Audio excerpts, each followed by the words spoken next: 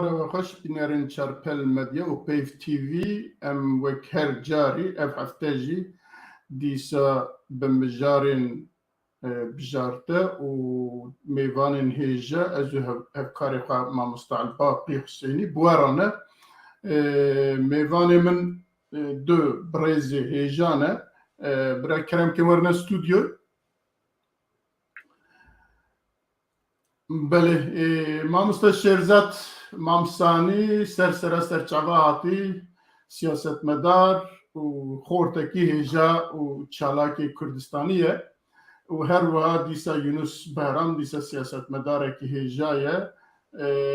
بەلێ مامۆستا عەلباقی توژی بخێر هاتی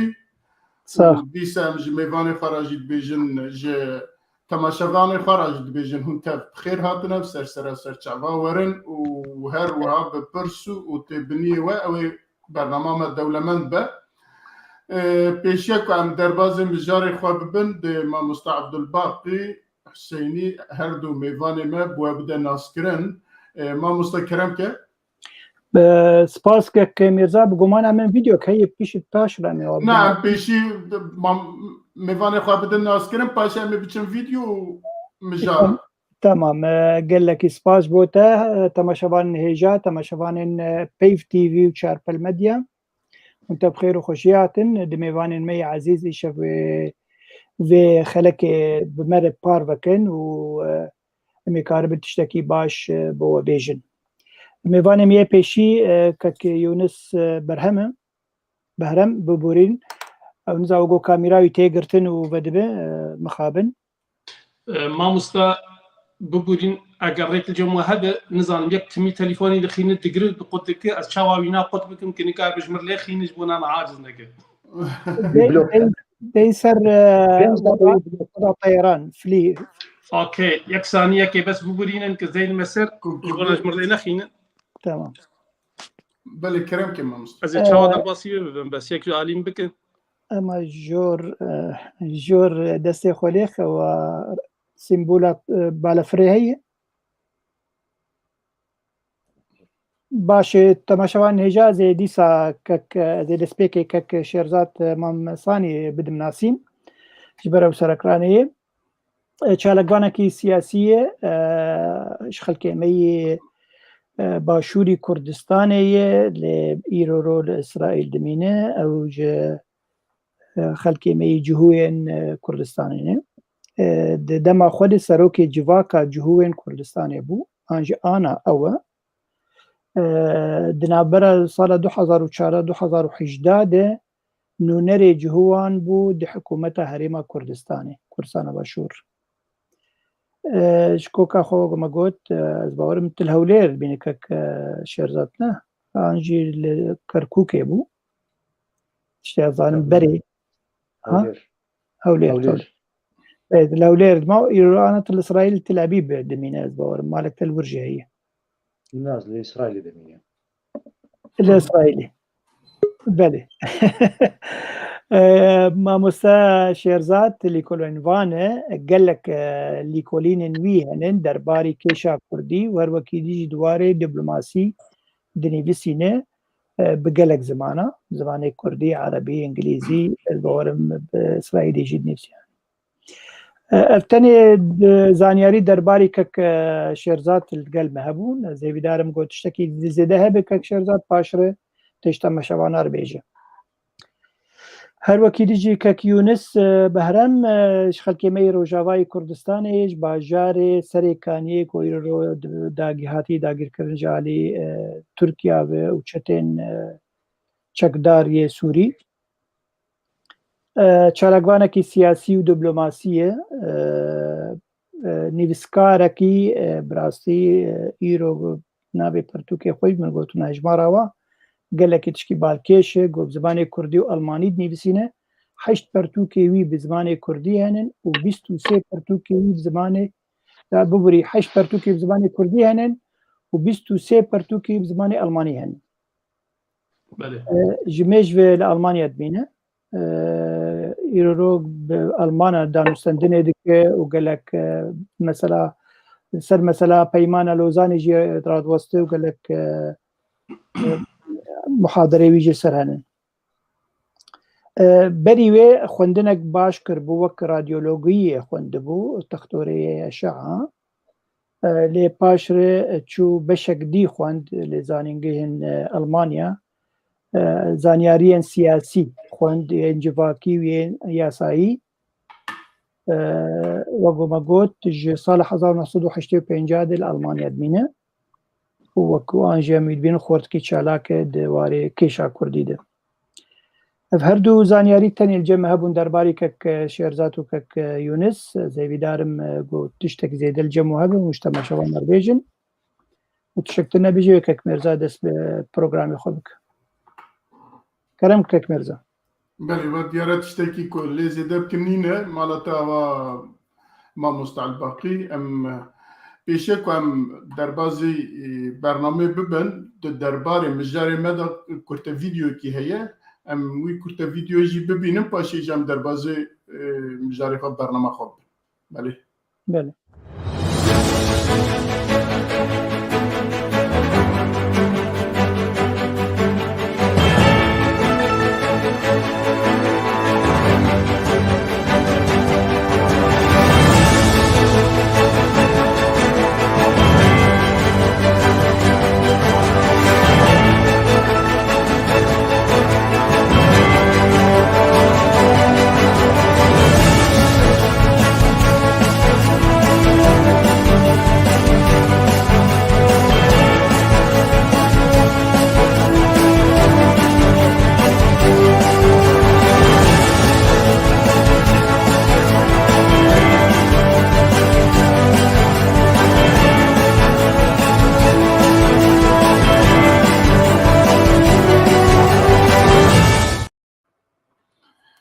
بله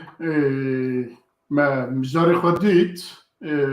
جاره کی دوباره میوانی خورد بجیم هم خیر سر چاوا هاتنه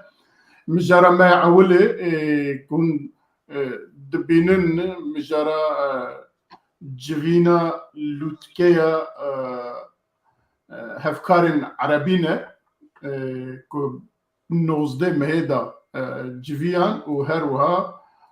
بشار اسد جی و خوانده بون و بشار اسد جی بشتری وی جوینی بو بشار اسد وی جوینی دا مدید که او خالن یا جی او سببین که بشار اسد یا جی سوریه جمع دانده بون او خالانه همی پشتگوه کرن و هر وها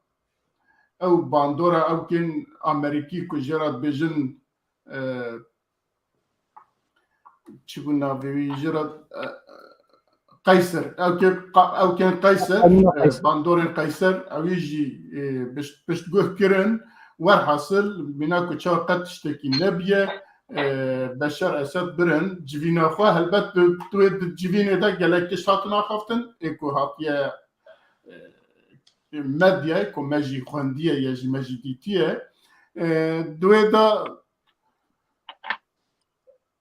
مافکی زیده دانه بشر و هر راج بشر جی خواستنه گوتنا دوی تو هنکی دموکرات بی هنکی بیجی خلقی خراب باش بی و وگره خلقی که کوش کرنه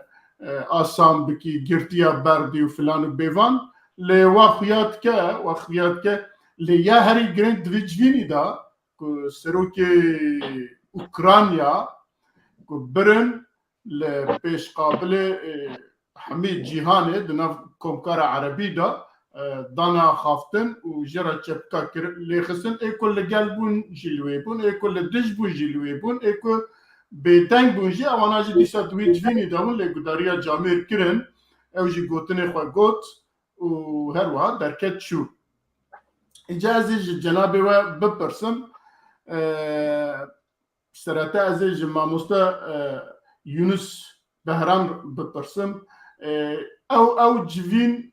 جبوت چه دا یا جون وی جوینی چهار نرخینن که 10-11 سال بود همه بیشه 12 سال بود سوریه تیدا برگلک سبب تیدا نبود جه درخستمون جمع داندم پاشه جه درخستم و جنش که دا چه بو امن زانن اگر هون دوزانی هون بیجن که چما گازی بشر کرن وباشا هذه برسيخات زيادة بكين كرامك. بله مامۆستا سپاس بۆ ناپرسا خۆش ڕاستی هەبوونا بەشار ئەلئەسەد و چووناوینی بۆ ناو کۆمجڤاتە عەرەبی یعنی دەنگێک دا لێ ئەگەرم لە بنگەها وێنی ئەساس بگەڕن چما ئەو دەبێ کۆمجڤینێدا دەبێ کۆمجڤاتە عەرەبیدا دەبێ وەختێدا حازر بوو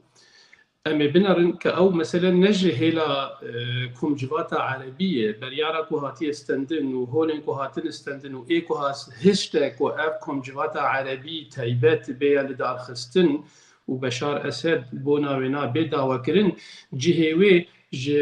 bingeha wê û koka wê ji cihekedin tê vala xwe bidênê êgo dest dibin siya dewleta Çînê de çê dibe wextanê got Çîn destê xwe xiste be nav de mena xwe tiştekî wênê taybet heyî tu bibînî tayê ê di nava komcivata Erebî de giştik çi Sûrî be çi jî beriya niha gete jî anî her ziman pirsa serokê Ukrayna Zîlenskî jî anîne li wê deke amade kirin yanî tayê wêna giştik digihêjin dawiya dawî pirsa Çînê Rûsa û bi Amerîka ve girêdaye yani ewana wekû gotîbêjin dest davêjin pirsêk û gelekî bi Amerîka ve girêdayîne Çîn dema ku bixwaze Beşar el-Esed bîne wê dekê dizanibê ke alîkariya Rûsan û li ser daxwaza Rûsan Çîn dest davêje pirsa ku herî giring îro di Rojhilata Navîn de li Sûriyeyê ciyek Amerîka warekî giring ji Sûriye digire ew di nav de ye ciye ba Rojavayê Kurdistanê ji bo vê yekê jî ew wexta destê xwe Sîn davêjin nav çîroka Sûriyeyê û tînin amade dikin di Xwedê giravî dibin navê komcivata Erebî de ew pirsekî siyaseteke di navbera indîrekt navbera Çîn û Amerîka be ew bi wî tiştî ve tê girêdan ev ne inisiyatîfekî Erebiyê ku bêjin ez pêve girê nadim taybet ji ber çi jî ez pêve girê nadim ji ber ku ez nabînim ti çîrûskekî kesk ki ji wêrekê hate derxistin Beşar Esed gelo tiştek ji a xwe da ket tu pirsên çareseriyê pêşkêş kirin dewletên Ereban ê ku di wêrekê de amade bibûn ewana xaçe raseriyek li wêrekê pêşkêş kirin tiştek ji wê nadir neket ji bilî ku wellahî Beşar el-Esed li wêrekê hazir bû bi tenya li ser mesela pirsa vegera penaberan qise kirin pirsa vegera penageberan jî ew mesela Esed meseleyê komên Şîa û Elewî û nizanim çi di herêmê de ne rê gelek li ber vê yekê jî hetanîteye girtin û girtiye jî her wekî hebûna Tirkiye di wêrekê de vegera penaberan ji bona herêman ji bona hikûmeta Sûriye jî gelekî asteng dike ya di duan xalat duan ke ez dibînim yani meseleyekî bêhtir ki mesela bi Çînê ve girêdayê yani tu bala xwe bidêdî çawa ser daxwaza Rûsa jî hate wêdekî lê tevlê jî hevalbendekî Amerîkayê qeh ku bi Amerîka girêdayê Amerîka hişt ki Ewropa hemû bi darê zorê piştgiriya wîna bikin di şerê Rûsan de Zîlenskiyê hetanî ew jî anîn wêdekê Çînê xweste ku ji Amerîka re bêje ez heme û ez dikarim ber bi te ve werim û hevalbendê te jî ber bi xwe ve bigirim berê ferma بله ام ایجا بچم با برز شیرزاد که او چوا دنرخینه پاش اجازه پرسه خواهی دنه جیب کم که شیرزاد ماموستا یونس دیتنه خواه لسر کمبونا عربی یا جبوتگه عربا او که خواه گوت شیروه خواه پیشکش کرن جناب تا چپ بیجه جبوی یا جب چشتکی گوهرتی توی بیجی هیا بله بۆکو مە پێشە خۆ ببینین پاشە ڕۆژ ببینین گەرەک مە پێنگاوەک مە پاشدا بەگەڕێن کێ بەهاری عەرەبی چێ کرد ئۆباما چێ کرد بە ئالیکاریە MI6 بەریتانی ji بۆکو لە وڵاتیان عەرەبی لە وڵاتیان منتیقەی ئیخوان موسلیمین و ئیسلامی ڕادیکال سەرکەوی بەسەر بێخن لەسەر هەمی وان وڵاتیان عەرەبی وڵاتیان ئیسلامی لە دووماهەیەدا قەتەر و تورکیا بکەنە سەرۆکێ سونە لە وڵاتیان ڕۆژهەڵاتی ناوین لە جیهانی ئیسلامی. ئۆکەی لە هەمبەروی ئەوان ژێفام کردن و لە ڕێکە ئیخوان مسلمین نکارن لە سووریا سەرکەبن ژ بەرێ داعشی ئاواکردن ئەو داعشی و لە سووریا هاتە چێکردن باوێوی لە ئەنقەرەی بوو بە ئالیکاریە ئۆردۆغانی ئیخوانی و ئەو داعشی لە عێراقی هاتە چێکردن ئەوژی باوێوی لە تەهرانێ بوو بە ئالیکاریە پرۆژەی هیلالی شیعی ئاریا سەفەویزم فاشیزمی ئاریا سەفەویزم ئەو هیلالی شیعی ئالیکاریە داعش کردن و چاوە دەستی خۆ بخەنە سەر عێراق و ئەو وڵاتیان کود بێژدی قیمەت العروبە یعنی بەڕێکە ئیخوان مسلمین نایەنە تەنزیم کردن و گەلک ئەوە تێدا هەنە لە ئالێ دیژە حەشدی شعبی چێکردن و پارتیە چەپێ کوردیژی ئالیکاریەوان کردن یعنی ئیران کاریک و بە هەردوو ئالیا بلەیزی هەم سونە هەم کورجی. ئۆکەی وی دەمی رووسیا نەهاتوە ناو سووریا نەوسا دەما حزبی دیموکراتی ئەمریکا خواست و سووریاش بێتە بن ئەجندایەوی سووریا گەلک سۆزدا بۆ حزبی دیموکراتی ئەمریکا حتا vê ڕۆژێک و سووریا ئەسلحەی کیمیاوی ئیستخدام کرد ژە ئاخر دەقەی و خواستن لە بەحر الأحمر لە سووریا بخەن ئۆباما سەکنان چماش بۆکو سۆز بەشار ئەسەد سۆزدا گوت دەرفەتێک بدە من و ئەس بکارم جارێک ئەس بکارم و بە حزبی دیموکرات را تێکەلی چێ بکەم و وەکی هەمی وان وڵاتیان قەتەر و تورکیا و ئەوانی دی پشتیوی رووسیا هات بە ئالیکاریە سووریا و تو بخوازی نەخوازی رووسیا ئالیگریە زێدەتر ئالیگریە حزبی جمهوری ئەمریکیە لە حزبی جمهوری ئەمریکی پڕ نێزینە ژ بەرێ تو دەبینی رووسیا دەما دێتە سووریا لەوێ درێت دەخوازی سووریایەک زەعیب چێ بکە و دەخوازی ئیرانژی دەربازی هوندرە سووریابی ji بۆ ku پۆتین حسابێ خۆکریە ku ناخوازی ئیمبراتۆریای عوسمانلی و سەفەوی لە منتیقەی ئاوابی نەدەخوازی مەشروعی هیلالی شیعی ئاوابی نەدەخوازی تورکژی ئەو قەز بەهێز بن ئەگەر تو ڕوودا و بە هەڤڕا گرێدا وەرە جارەکادی ئەم بەگەڕێنە سەر دەست درێژێ تورکیا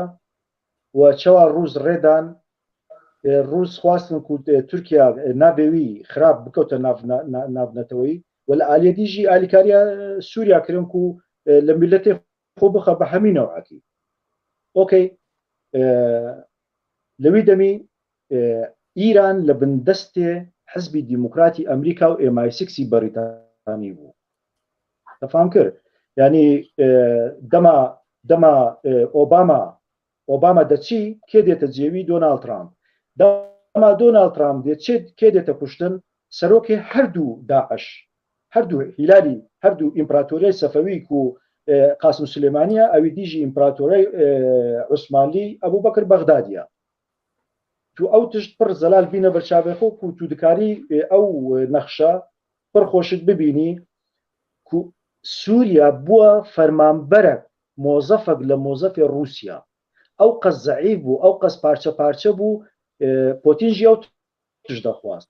ئانەها ڕئیسیژی ئێرانژی وسا کەتێ بندەستێ رووسیا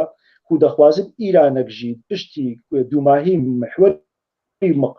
مقاومە ئانەها دەخوازن ئیرانژی ئەو ئیرانەبی وەکی بەشار ئەسەد. ئۆکەی تو لێ بنەرە یان نەخشە گەلێک ئاسانە دەما من گوت رووسیا بە حزبی جمهوری متفقە پشتی دومایی هاتنی هەردوو مەشروعی شام جدید و مەشروعی هیلالی شیعی چه هاتە جێوان مەشروعی بنەی ئیبراهیم الاتفاقیە سەلام ئەبنای ئیبراهیم کێ ئەو ئیتیفاقی چێکرد ناوبەرە ئیمارات و ئیسرائیل و دۆناڵد ترامپ و ئەو ئیتیفاقی هەتا عەرەب دەبێژێت تەطبیع مال ئیسرائیل ئەو مەشروعە هەمووی وان وڵاتین کۆنزەرڤاتیڤی ئەوانی و ناخوازن مەدی سەفەوی و مەدی عوسمانی لەوان تەئسیر بکە کەتنە ناو vê مەشروعێ ئانەها رووسیاژی پشتەوانیە vê مەشروعێ دەکا بەڵگە چیەک و رووسیا پشتەوانیە vê مەشروعێ دەکا هەتا ناتانیاهۆ لەسەر حکم نەبوو رووسیا ئالیکاریە پارتیە کۆمەنیستی ئیسرائیلی و 2 ساڵە حکم کردنە دەستی خۆ ئیسرائیل تەفلیافکردن رووسیا دەستی ئالیکاری بۆوان درێژ نەکرد وی دەبی نوێنەراتیە ئیمارات سەردانی بەشار ئەسەد کرد پێشی وەفدی ئیمارات سەردانی بەشار ئەسەد لە ساڵە 2022 هەیڤا 11 ئیمارات سەردانی هەرێمی کوردستانی دەکات و پشتی هەرێمی کوردستانی سەردانی ئۆرشەلیم دەکەن و پشتی ئۆرشەلیم سەردانی واشنگتۆن لە هەیڤا 12 ئیمارات سەردانی بەشار ئەسەد دەکات و هەفتەک پێشی سەردانی بەشار ئەسەد ئیمارات و بەشار ئەسەد ئوردن و جوینێکی مەزن هەبوو ناوبەرە رووسیا و ئوردن و بەشار ئەسەد و لە دومایە هەیڤا 12 بەشار ئەسەد سەردانی رووسیا کرد و پشتی رووسیا ئیمارات سەردانی رووسیا کرد تو لەو نەخشە بنەرە تو دەزانی کو چما ئیرۆ بەشار ئەسەد بەگەڕاندنە بۆ ناو جامعه عربی ئەو ئەندامیان کو جامعه عربی لێوێ دەرەجیویا بوون تو لێ بنەرە چما قەتەر گەلک بە عاجزی لە ناو مؤتەمەرێ دەرکرد ئەم بێت شتی دەزانین کو ئیمارات عاسیمەی حزبی جمهوری ئەمریکا لە منطقەی عاسیمەی کۆنزەرواتیڤی دنیاە و قەتەر عەکسیوی عاسیمەی محوەری شەیتانە عاسیمەی محوەری دیموکرات و MI6 و ئەوەی کو ضدی چەپ و ئیخوان و ئانارشیستێ دنیاە ji ber vê qeter pêdehesê ku Beşar Esed jî hate nav tedbîrê İsraîl ez dizanim ku 2 sal berîna İsraîl Sûriya tedbîr bi İsraîlê rakiriye bes Beşar Esed mecbûrê bête Camîa Erebî wisa sîngê xwe derbixe li şarê Erebî bêjî ez min tedbîr bi İsraîlê nekiriye gerek me çavê me li ser Falastîn bî we li hember destdirêjiyê Sahyonîzm me xebat bikin ew tenê gotinên mîdyaya tiştekî dîniye اوكي ام بقرا النقطه قال لك بهمكو شما زيلينسكي هاتنا في مجهري زيلينسكي نا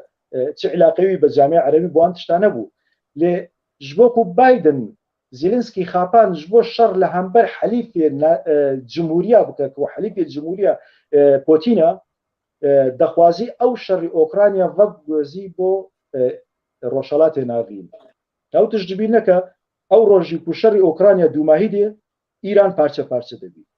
او روجی کو شر اوکراینیا دوماهی دی ترکیه پارچه پارچه دبی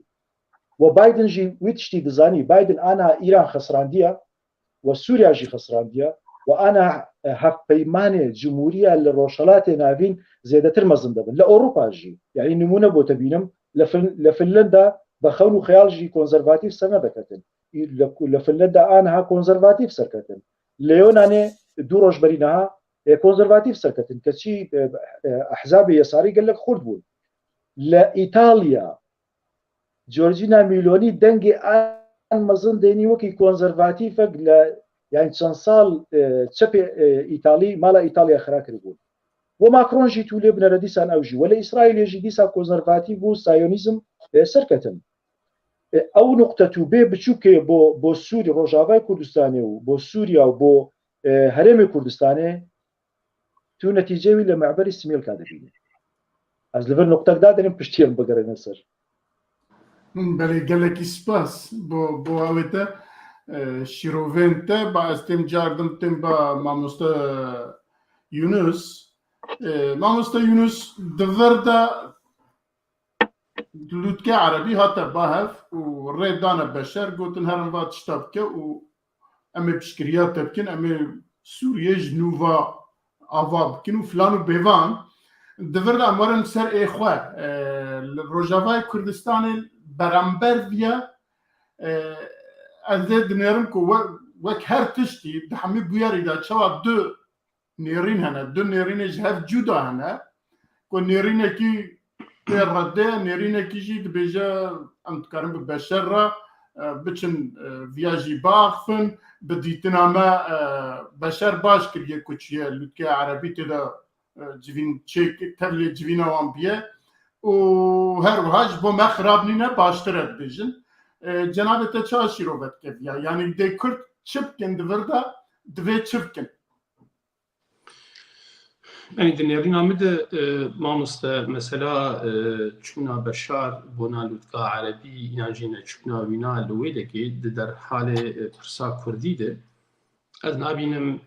تشتکی گرنگ جبلی مثلا كأوانا راست كاربن بشيريا بشار الأسد بكن قالوا كارن وأويد بشروجي جيت بكن بشيريا وينا بقرين سرتاخو تختو تاجي تويني وكا بريا 2010 يعني جي برسكي جرينجا كج كومجواتا عربية تي برسكرين لي ده حمو باوريا خدمك وي اف جيفينا هاني جي وكا حمو جيفينين كومجواتا عربي درباس ببن وكو دبيجن اتفق العرب على ان لا يتفقوا يبجوانا يجبر اصل بنجها داخوازا في جواتي نه برسك عربيه خلكي دربه بريان هامغو تشيني خوستي كوانا بين داخوازا كتشيني جه الى ام بغن سر برسا كردي د ويده كده باوريا مد برسا كردي بچاوا د باشور كردستان د نابرا بغدا او هولير د هات چاره سرگرين او حتاني ك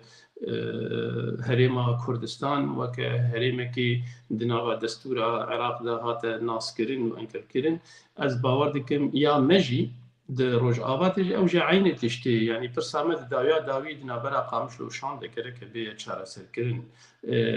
لندن وامريكا ولجيجها كدن ابنيه برسكرين ايجا برس او قالوا ابي يقول سر تختي شاميروني كي بشار الاسد يكيدن كي داويا داويد برسامه ديسا كويده كي بر امريكا نعرض خوش ويده كي جدا بكن ام بيجن والله امي هرنجيه كيدن امي جبر باركن هرنجيه كيدن يعني ام مجبورن بفي كسي هانير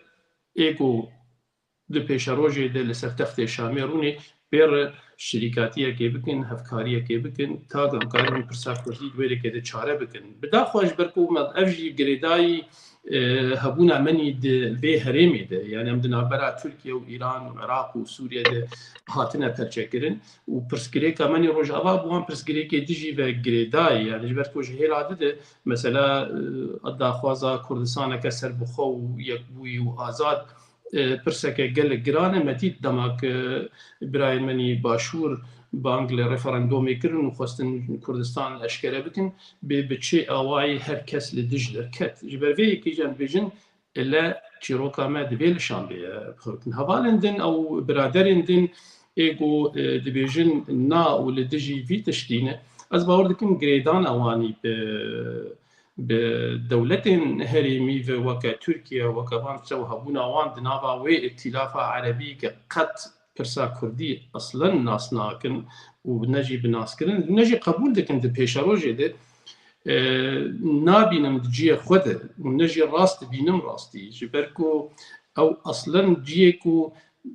باجارين كرديه كهاتن داگر كرن وكا عفرين وكا سريكاني وكا جريسبي جهيلا وان تشك دارين كا او ايرو لقل وان تيكل دارن ولقل وانات بيجن خودي قرابي امي بيشاروجي ده چاره سريه كي جبرسا كردي را ببينم او چارەسەری و ئەو چەکدارین گوتبن هێز و باندۆرا تورکیەدەن ئەو ئەم بێژن دیرەکتی کە تورکیا دوێ دەکێدەیە ئەس باوەڕ ناکەم ئەو کارە بێت تو چارەسەریەکێش بۆ ناپرسامەنی کوردی دڕۆژ ئاوا دەببینە چ قەیسە کێماسیە ئێ مەسەلا هەرێمێ هەبنژی هەرێما ڕۆژاوای کوردستانی كيماسي هنا مطلقة هنا شقيسة كيماسي بهبن لديسا كيجي مرد كاره لسيرفاي آواي ويبنجها كو هي أنا مرد دكاره آوابك تيبت هبونا ونا هي خسرية هي تشكي هي مرد كاره لسيرفينا آوابك أجر هي كبر مرد كاره ويدك بردوام بك جبر ويدي كيجي از بينم خرطبونا ونا يعني جي بشجريا ونا هبونا ونا نكيمي هبون و دانستندنه کو د نابرا باشور کردستان و جیندهنه افجی گرکه یانجی بداخویا پیشگیریه که اجی راهی که مره وی زاروکا هانی مزن بکه و بکه اگر هیویه که ما دروج آواده هبه هبونک آنه هی امجی دست خبر ندن بگهن تشتکی او برادرین کو دنیرینه که ددنه از باورم قاربن ریکه که ببینن كأو كاربن لقل هفودو بيش بخينن ونهيلن أو تستكفتين كهنة جدس مهر از داخوازيش هر دو طرفان جدي كم تبي يعني تشج إيه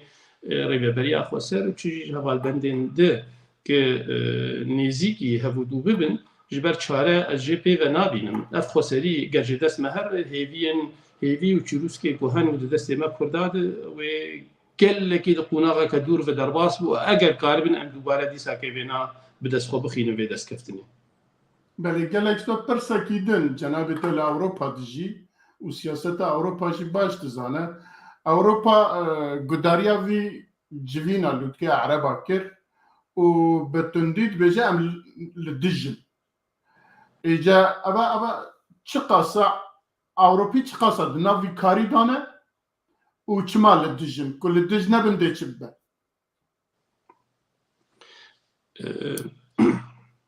مثلا عربة مثلا أوروبية مثلا كي لدجي مثلا بشار الأسد بقشتي جبر أوانات روجين بيشيد إيش مش مثلا ما في مروف وما في مروفان والله هيك بديكتاتور ونزانم شيء ونزانم شيء باورناكم كمسألة إعلامية كدخينن لي بقشتي أو لدجي مثلا هبونا بشار الأسد وديس ذكراوينا جبونا منطقية برياركي قشتي كما أوروبا تيخوستني كتيا أوروبا تيخوستن كجيفينا واني قشتي بريارك بفي شكل ددن ولدجي نوا كما كردان يعني وكا لودكا عربان كونا فكري لودكا عربان والله وسبيج خورابن ويقولون بريارك يبدو دكا أم بكن أو بدكم جوات أخوني قشتي دل يكيتيا أوروبا بريارك قشتي أو جددن لدجي مثلا بشار الأسد جبر أو بقلك جهن دجي بقريداي مثلا بشار الأسد مثلا بروغرامي غازا كوي ولاتين عربان دو كردستان را درباس باو دو سوريا را بهاتا بيرك أوروبا بي بقريداي بوريين غازي ايغو روساش كنا او بوري سكناندن وعفرين بو قربانيا او غازا هاني وان بوريين غازي كس اصلا سدما شر سوريا جبونا وينابو جبر في يعني مثلا ابوري جهن نتني او مثلا دهري ميد جبر في قال لك تشتينوان لدجي اسد ومثلا ما في مروفان ومثلا شرك واسد كلو افشانا كرن سببين ديريكت جيرة بس يا أساس مثلا أبوري دهرمي ده أو يسرك بنتيد. برسكيدن ده عرب بكار بن تركيا جعفريني وجدية سريكاني واندر الدرخن. از باورناكم نك عرب كارن يا نكارن از باورناكم كترك أبدا جويدة كدر كرن ميناكا قبرص لبرشاوي ما يجي جو ترك دكهفيني دجبر جو ترك أصلا دبيجن نتني أو تماك تركيا هات نافا شر أو أنا دبيجن كأم أصلا خداني بمنطقينا والمنطقة تابعة إمبراطورية عثمانية يعني نتني مثلا سريكانية وغريسبي وبيدكي أو دبيجن حطاني كركوك وموصل وعراق وسوريا وحطا يمن والسودان أوانا حمو أو خونن كأردوغان دبيني ديس آواكرنا إمبراطورية عثمانية نيو عثمانيزم كآوا بك وغو بيجي باندك يعني قصرانيو عثمانية آوا كريا حطاني جلو برجين بارزبانين اوینا همو حاضر کنه حتی دبستانین گلک جهان زمان عثمانی دوباره وگراندیه دیانت دوباره وگراندیه یعنی مثلا دیس آواکرنا عثمانی و پروژه وینا بفان باجارا و تی گریدان و بجا بنا ایمنه یعنی تبالا خوب دیجی هرما ادلبی و عفرین و ایدن پری ترکینه زمان ترکیه هر در آلا ترکیه یعنی مثلا ترکیزمی خستية أويدة كده إشي بناج مثلا التلاف التنيك ولا شان حد التلاف الويدة كنا أبهري مختاني جو خر كريا كرد كريا تركي جزمان دس بيبك حطاني هذا عسكري جي فأو ناي قط عقلان كوي بوصان بها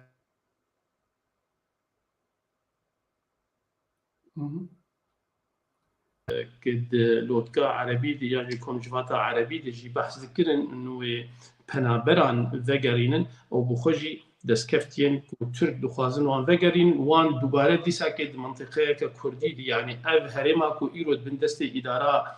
خسر دي خسريه روج ابا كوي هرمي جيج دس وان درخين وفان عرب ولي كده بجيه بكن چمبرا سوري اسد بوانا تشيكربون دصالح شستي حفتانه ده دخوازن چمبره که دیجی چه بکن یعنی سرانسر خاکا و ئەم ژێر دەبێژن کوردستان هەمی دیساکێ بکنە عەرەبستان و کوردان هەمی ژڤی واریژی بێپار بکن بەربەیەکیش باوەڕ ناکەم کە عەرەب یانجی لۆتکا عەرەبی بتەواییژی گاربن ژوەرێکی تورکان دەرخینن بەر تورک نەتەنێ سووری دەن تورکیرۆ دەستێ وێ لیبیا دەهەیە دەستێ بنات یەمن دەهەیە دەستێ بنات هەموو دەرێ وڵاتی عراق گەهشتی پیرەکەی چەند بارەگە هێمنی عسکەری باشووری کوردستانی دەنە حتانی لە عراق ڕۆلەکە گەلێک مەزن دلیزە نە بە هەسانی ئەوێ تورک گاربن ئەوەی عەرەب گاربن تورکان ژوێ هەرێمی دەرخین بەری گەلێک سپاس ئەس دزبرم با میوانەی خۆی دنێ با شێرزاد کاک شێرزاد مە پرسە ئەوکا کرد بەدیتناتە دوی کۆم جڤینە عەرەبادا تلیە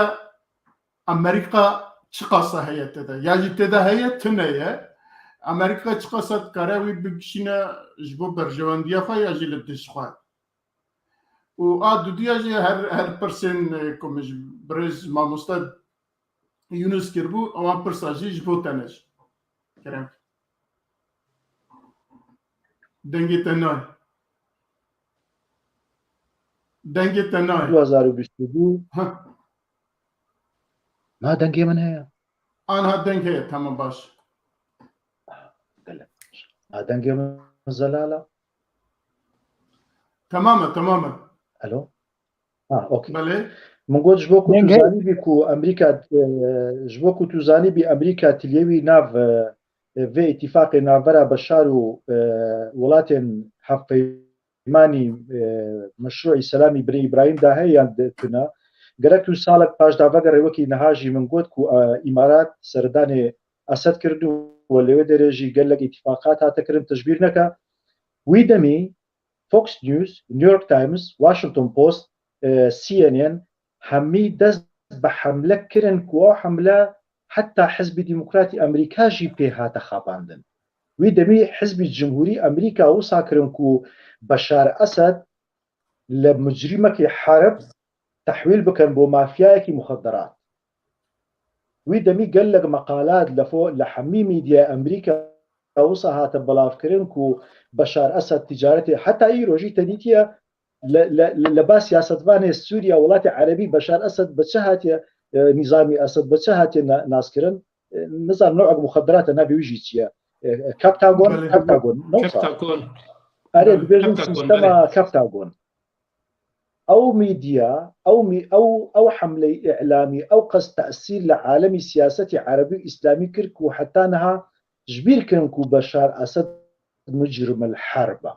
حتى بشار اسد وكي مجرم الحرب نيتا محكمه كرن وكي مجرم مافيا ولا آلية ديجي سعوديا واردن وامارات بفاريخو قال لك آلي كاري كرنكو عندك افلام ومسلسلات هاتا تشيكرن لوان افلام ومسلسلاتها لسايكولوجيا إنساني عربي وصار نشاء خويا كو أو قصد جريمة لسوريا هاتا تشكرن تاني صراعي نابرا مالبات هابو يعني لدوما هي دا علوي باقش دركفن علوي بي مشكلة دركفن جبوكو تبخوازي نخوازي أنا سوريا الموحد تاني العاسمان سوريا موحد هي لعردي سوريا سي بارتي سوريا سي بارتي أسد جي دزاني سعوديا جي دزاني أمريكي جي وصاد همي دزانن لعاسمان سوريا جمهورية العربية السورية بس ولا هندر نوصى وكي عراقي العراق سي بارتشيا او يك دو براستي يعني تشتكي لسياسة دبيجني ندوستاني حتى دوماهية وندجمنداري حتى دوماهية ليه برجواندي مصلحة حتى دوماهية دما بصابي يعني تجنبي او بيجي او قمي بأخلاقي سياسة أمريكا وقمي بأخلاقي ولات الخليج وقمي بأخلاقي ما سياسة وصايا دما ندوستاني حتى دوماهي ندج من داري حتى دوماهي مصلحة جرينجا لسر مسألة فقراندني ونافشيك وهاتي داقل كرن وكي عفريني وكي وان منطقي سوري وبروجافاي كردستاني ما مستاتش تقوت نببيت اشترامي شما جبوكو آنها تركيا نه تركيا سال 1920 نه تركيا دما معاهدة لوزانا آنها 100 سالية معاهدة لوزانا و هەمی دنیا دەزانن و تورکیا لە هوندر پارچە بووە و لە دەرڤ مشکلەوی بە جیرانێوی بە بولگار بە ئەرمەنی بە ئیرانێ بە کوردستانە عێراقی بە ڕۆژاوای کوردستانی لە ئالێدیژی بە لەسەر بەحر بە لبنان و بە ئیسرائیل و بە قوبرس و بە یۆناان و یعنی دەردورێ خۆ هەممی یعنی ئاها دەخوازن تورکیا وسا لێ بکەم و ئەو ناو تورکیای بەرێوی تو لێ بنەر ئەو هەڵبژاردننی ئاها لە تورکیا هاتیەکردن ئەو دەنگێ من ڕیکۆردە دەمینێ هەتا هەتایە ئۆکەی هەتا ساڵێکی دیژی نە حکوومەتی تورکیا ئاوا دەبی نە سەر کۆمارێکژی بۆ تورکیا دادەنێن چماش بۆکو لە 100 ساڵی معادەی لۆزان ژێفام کردن و تورک چەپێوان ڕاستێوان ناسیۆنالیستێوان عێراقچیێوان دیندارێوان بێدینێوان هەمی تشتێوان دەخوازن پان تۆرانیزم لە منتیقا بەرفرە بکەن ئەوەی و ئالیکاریە وانە و تورک بمینێ زیێدەتر لە سەروی ئاخێ ئەوەی و ئالیکارە و ڕۆژاوای کوردستانی و باشووری کوردستانی نەبیتێ یەک پارچە حتاک و دیوارێک خورت و مەزن ji بۆ مەشروعی بەنی ئیبراهیم بێتە ئاواکردن ئیخوان مسلمینێ کوردیە پارتیان ئیسلامیان کوردیە پارتیان گرێدای ئیرانێنە پارتی گرێدای ئۆردۆگانن و چەپێ کوردانن چەپێ کوردان وان تشتا ناخوازن هەر ڕۆ مەشاکل چێ دەکەن ڕۆژێک بە ناوێ برایەتی گەلان کورد مێژێ کورد تەقدیر دەکەن ڕۆژێک سەرخۆبوونی کوردستانی ڕەفز دەکەن ڕۆژ ینی ئالای هۆمۆسێکشوێل بلند دەکەن ئالایە گانە بلند دەکەن ئالای هەمی دنیای بلند دەکەن لێ دەما لە ڕووناهی تیڤی دەنەری دەما لەسەر سنووری ئیبراهیم خەلیل ئالای تورکیا و ئالای کوردستانی هەیە ئالای کوردستانی ڤەدە شێری ئالای تورکان ئەو جماعەت دێن بە هەمی دنیای ئیتیفاق دەکەن بە ئانارشیستی دنیای بە نیونازیستی دنیای بە چەپێ دنیای لێ بە کوردان ناخوازن ئیتیفاق بکەن ئەوەی و ناخوازن و لەو منتیقەی تشتێک ئاوابی بە ناوی هەرێمەکی نەتەوەیی بۆ کوردی ژبەرێژی لە هەڵبژاردنی تورکیا دەخەسرن ژبەرێژی ژینا لە ڕۆژهەڵاتی کوردستانی ئیرانێ دەخەنە بەرلنگی خۆ ئەم فەگەرن بۆ سەروێ نقطەی و عوسمانلی چما ئەم حوزە ناکەمە پرس بکەین چاوە و چما عەفرین بکەتە دەستێوان کێ هۆکار بوو و عەفرین بکەتە دەستێوان نەها خبرێ پڕ خۆش ئەوەیە و پشتی بەشار ئەسەد ئیتیفاق تطبیع بە ئیسرائیلی ڕابکە و تطبیع بە مەشروعی بنەی ئیبراهیم بکە بە سعودیە و بە ئیمارات و باوان وڵاتیان و حەلیفی حزبی جمهورینا ئیخوان مسلمینێ کوردی و یا تورکیژی و چەپێ کوردی و تورکی و عەرەبیژی سێوی دەمێنێن وەکی چاوە نەها حەمشات و مرتەزیقەی تورکیا ناودەرە سنووری تورکیا و سووریا سێوی دەمێنن لە مستەقبلێک نێزی یا کوردانژی سێوی دەمێنێن ji bo ku êran wan haweşt و تورکیا jî wan haweştiye aslan و aniha jî MI6 Brîtanî newekî berê dema Jeremy Corbyn'e partî Hizb el-Ummal el-Brîtanî لەسەر حکم بوو دەستەک دەدا ئیخوان مسلمین دەستەک دەدا چەپێ دنیای دەستەک دەدا پەکەکەی دەستەک دەدا حەشدی شعبی نەها ئێمای کۆنزەرواتیڤێ بریتانیا ئالیکاریە وان زبل و مبلا ناکەن بەڵگە بۆ قسەی چییە ئیرۆ نوێنەراتی ماڵباتە مەلەکی بریتانی سەردانی هەرێمی کوردستانی کردە تەنێژ بۆ و کورد لە هەڵخستنە پەرلەمان هەڵبژاردن چێبی ئەو معنای ئەوەی و ئیدی MI6 نەما جارەکادی بێ ئیبراهیم ئەحمەد و جەلال تاڵەبانی و ئاپۆ و جەمیل بایەق و ئەوانە لە هەمێز بگری بێژی کا هون لە سووریا وسا بکەن لە ئێرانی وسا بکەن لەو دەروسا بکەن ژبەربێ ئەس بێژم تشتەکەیە و گەلێک مهمە نزانمە هەندێک شروتی سعودیا هەبوو ساڵە 2007 یان 7 بوو لە بۆ سووریا 18 شروتی سعودیا هەبوو ساڵە 2017 ئانەها بەشار ئەسەد هەر 18 شروتی سعودیا ئیمزا کردە و بە مەمنونیژی ئیمزا کردە ژبەربێ نەها ئەو سووریای بەرێ نەمات و بێژی سووریا الموحدە ئانا ئیش لەسەرەوە دێتەکردن و سووریا ماڵباتە ئەسد ماڵباتە عەلەویە بە ساغ و سەلامەتی بمینێن و بۆ سونە و بۆ هەر سێ هەرێم گەرەک بێتە چێکرد ئەوە نەگۆچنە ئیعلامیە نەگۆچنە يعني فرق قال لك نافرا سياسة بدو سياسة شالكباني سياسي نافرا روجنامة فانو شالكباني سياسي نافرا قسكرو نفيسكار أوي أزد بيجم من وراء الكواليس دبيجم أوي من دبيجم كو تيكليا من بقول لك كونغرسماني أمريكي بقول لك سياسة باني الدنيا كو أو نخشل بيشيا منا صراعة كيرو لحمي الدنيا حتى ما مستال أوروبا جيان دك از نظام لكي جوالاتيا يعني از باورم قلت ألمانيا نوصل بله لبنر دما بايدن هاد دما حزب الجمهوري أمريكي لسر حكم بو ألمانيا بيشي هر ولاتي لحنبر كورونا سكني كاريكو سركبي ميركل CDO كاريكو سركبي كاريكو ألمانيا نكبي لدما بايدن ديتا سر حكم حزبي تشبي ألماني حكم دقلنا دستيخو شو هذا كان ببايدن رأي اتفاق ده كان آليكاريا زيلنسكي بكن ومالا ألمانيا وبافي ألمانيا جيبو 10 سالي ديجي خراكرا وتو أوتش فقرن بو هرمي كردستاني وساكرن يعني تشبي مجي وساكرن حزبي إسلامي مجي وساكرن أوتش فقرن بو إسرائيل قائمة العربية الموحدة لإسرائيل إخوان المسلمين ريبرات ياوي دكا وحزبي تشبي إسرائيلي هرسي حزبي تشبي إسرائيلي حكمتك آفاكرن حكومة التحالف ضد نتنياهو أحزاب وطني وضد الزايونست صهيوني أواني كو ولاتي خو حزد كان 2 سال لسر حكم بون 12 سال إسرائيل باش دافا قراندن جبربي أنا 2 سال بون نتنياهو قرككو تاني أخطائي تشبي إسرائيل تشار سربكا أواني كو لألمانيا جيان دكان دزاننكو أجر حزبكي نا يميني بيتا سر حكم 2 سال بو بيويستا تا ألمانيا ساغلان بي قال لك بوبنا من دريش كنوس قال لك سباس مالا تعرف اما بتشن هاد دفا كونيك برسن ما مستا عبد الباقي جي هبا براهم برسي خدك وهم جي باشي وجي شيروفي خد سربي مجاري بك ام درباس بله زي برسي خو باش بكم زينكي نرينا خو تزان تخوازيتا برسينك يعني انا زي برساجي بكم برساك مش باشا قال لك سباس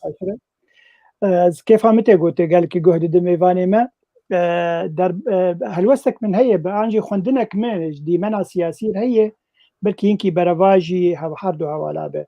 يعني زيرو دوينم وقرا بشار لسج بولوت كعربي بلانك أمريكية نوغو كك يونس جوجو بلانك صينية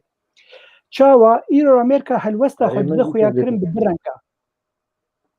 بالدرنقا دخو ياكرن رنگك اشکردك و رنگك جید بن ماسه در بازدك اشکردك دي بچينا بو كسك نيزيكي بشاله سبب يروغلك قانون سرهنن قانون قيصر سرهي قانون كبتاغون سرهي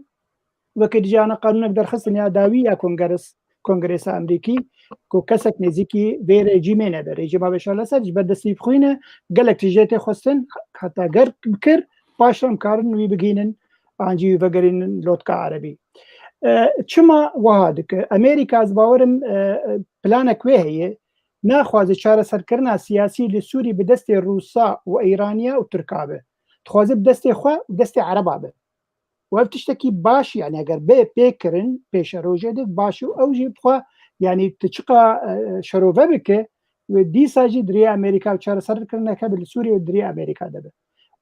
عربا جد كشريك يخو وقت شكي ولاتك عربا يود بعربجي او جيم بريواهن ايكونوميا واخرته يعني كان من علي كارد بيشروج بو اباكرنا السوري روسيا لفينرين تشاود نره بترسليد نره دبيجي دبيكو بشار الاسد لهمبري بري سعوديه عربيه سعوديه جو براب ديني جبو اباكرنا سوري بك صص ببه وشاخيج دست مدشه دست مدشه ودبه حواله يعني عربا دي سبت بالي عربا ودبه حواله امريكانا المانيا بري سيروجا وزير وياج دربه غزناوي شاش نخوينم انينا بيربوك بوزير دربه سعوديا ديفيا نبي فيصل بن فرحانه قوتي قبولنا كنون اوقات درفتي بدينه دي ساجي اف يعني قوتارا قوتيكرن قوتارك ولو اشكردك لبلد بن معصيد ازبار او جي رازين جبه مثلا تخوازن چاره سرکرنا کل سوری چه بکن لهمبرغ وبشار الاسد قال لك تشتابك قال لك غافا بابيج وقو غير بيترشون بيجي دوي غافا كان غافنا بابيج حتى قو بوزيسيون جي غافنا بابيج درباري كردات برسك باش كرد هول الوسطى ما يعني ام تشد خوازن جوي مساله انجي تشي هي تشي تنيه هالوسطى كردا يعني لوي غافيد نرن غافا بشار الاسد قو تشو جم ما بس تعال باقي عربا بيشا كنت بتشي هالوسطى كردا عين دفيد دمي دا إيران جي زيارتا شامي كر قال لك عالية دا صوص دا هم جبو نوكرنا سوريا هم جبو تشيكن سوريا بيويستا مودرن ها بحمي اواي صوص داوان او جي تم دفيد دما لوتكا عربي دا يا بيشا چند روش بيشا ويدا اوانا جي چون و صوص خدان و جوه دركتن دناف آخفتن خدا تفياج شيروفا كي قالك باش بيجومان يعني إيران دترسيجو أو عرب يعني بشار الأسد بآلي خب بين وطمع بكن كاربن بيشروجا إجبار أفكرنا سوري بمليار دولار يعني حر إنسان يعني ولاتي هاويردور تخوازن أو لور اندستيرا بكن لور تيكا بنوي ولاتي دي وشخورا بكن أو برا بجه وا يعني تركي شعبي الوا براي إيران شعبي البراي روسيا شعبي البراي حمي خلق شعبي والوا بران جو بين سو وقت سوري بي أفكرن يعني باورم بري انا يكيتيا اوروبا وامريكا القلوه 7 مليار دولار ترخان كربون جبو تشتكي هندك جبو افكرنا هنك جهه لسوريا 7 مليار يعني يورو بو دولار بو تشتكي قال لك مزنه فتركيا يكسر شعبي خد قشكر ايران وقت دبينه جو هجر عرب بشار بالي خبرن ويش خيرو لا وين امينه لا يكسر وي شكر وقو بينغافك لبيش افيت شو قال لك بيمان دقل لرجيم بشار الاسد مذكرن قول بيشروجي تشي ببد نابرة تو عربة يرو بحر ما يهري مزنه بارا ما يهري مزنه دفي ام كاربن في ولاتي اعضاء بكن واندستير بكن جوا برا سودايا كي بقرن ليه بلا تخازن بيسا بقرم نرينا كردات دي مسألة كرد ناطر سنجبر زانن جو هجر شارة سركرن اكل سوري بدستي امريكا وعربة بيكرن باشتري جوه شارة سركرنا جو بدستي روسا وتركا وايرانيار بك تشتكي ديها يقلك سازين يمروفاتي هنن لامريكا والهميجي يعني او بترسن جو ايرو افدر فدانه بشار الاسد نرينا ود فين نرينا در فدانه بشار الاسد اللي بشار الاسد دستي بخوينا دفي بي محكمه كرين افكسين زندانه دفي بي مردان افكسين بنابر وقت دما جو فقرن دفي جهكي امن دبن يعني تتعدل دوي باراستن تتعدل وانا ايه يعني بحمي ترسن خلكي هنن جوي مثلا نزيقبونا بشار الاسد انجي يقولوا يكسر ويدرخصن وقو بيجن لسر ديمنه بيجو لقانون قيصر بقرن قانون كبتاغو بقرن لمحكمه يقول هاتن هلدان لدجي اوروبا نرينا كي بو اسرائيل تخوزن ديش كك شيرزاد ببرسم يا اسرائيل يمخوند يعني بيجي اسرائيل جينا رازي جوي مساله او ناخذ او دور پیش کرنا بشار الاسد بهاتي دور پیش کرن جه اسایی نقول سروینن وكيلي دستي بخوينيه او ناخذ يقولوا هرب علي عربه وجير خوش بجيان جبر ايرو وقت اسرائيل ايريشي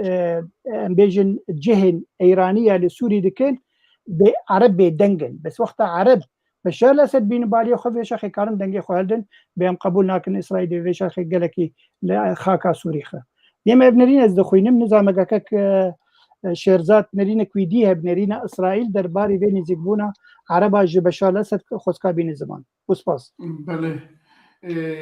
لا هما بيجا نيجي ساعتها كيما بيا شيروفاكي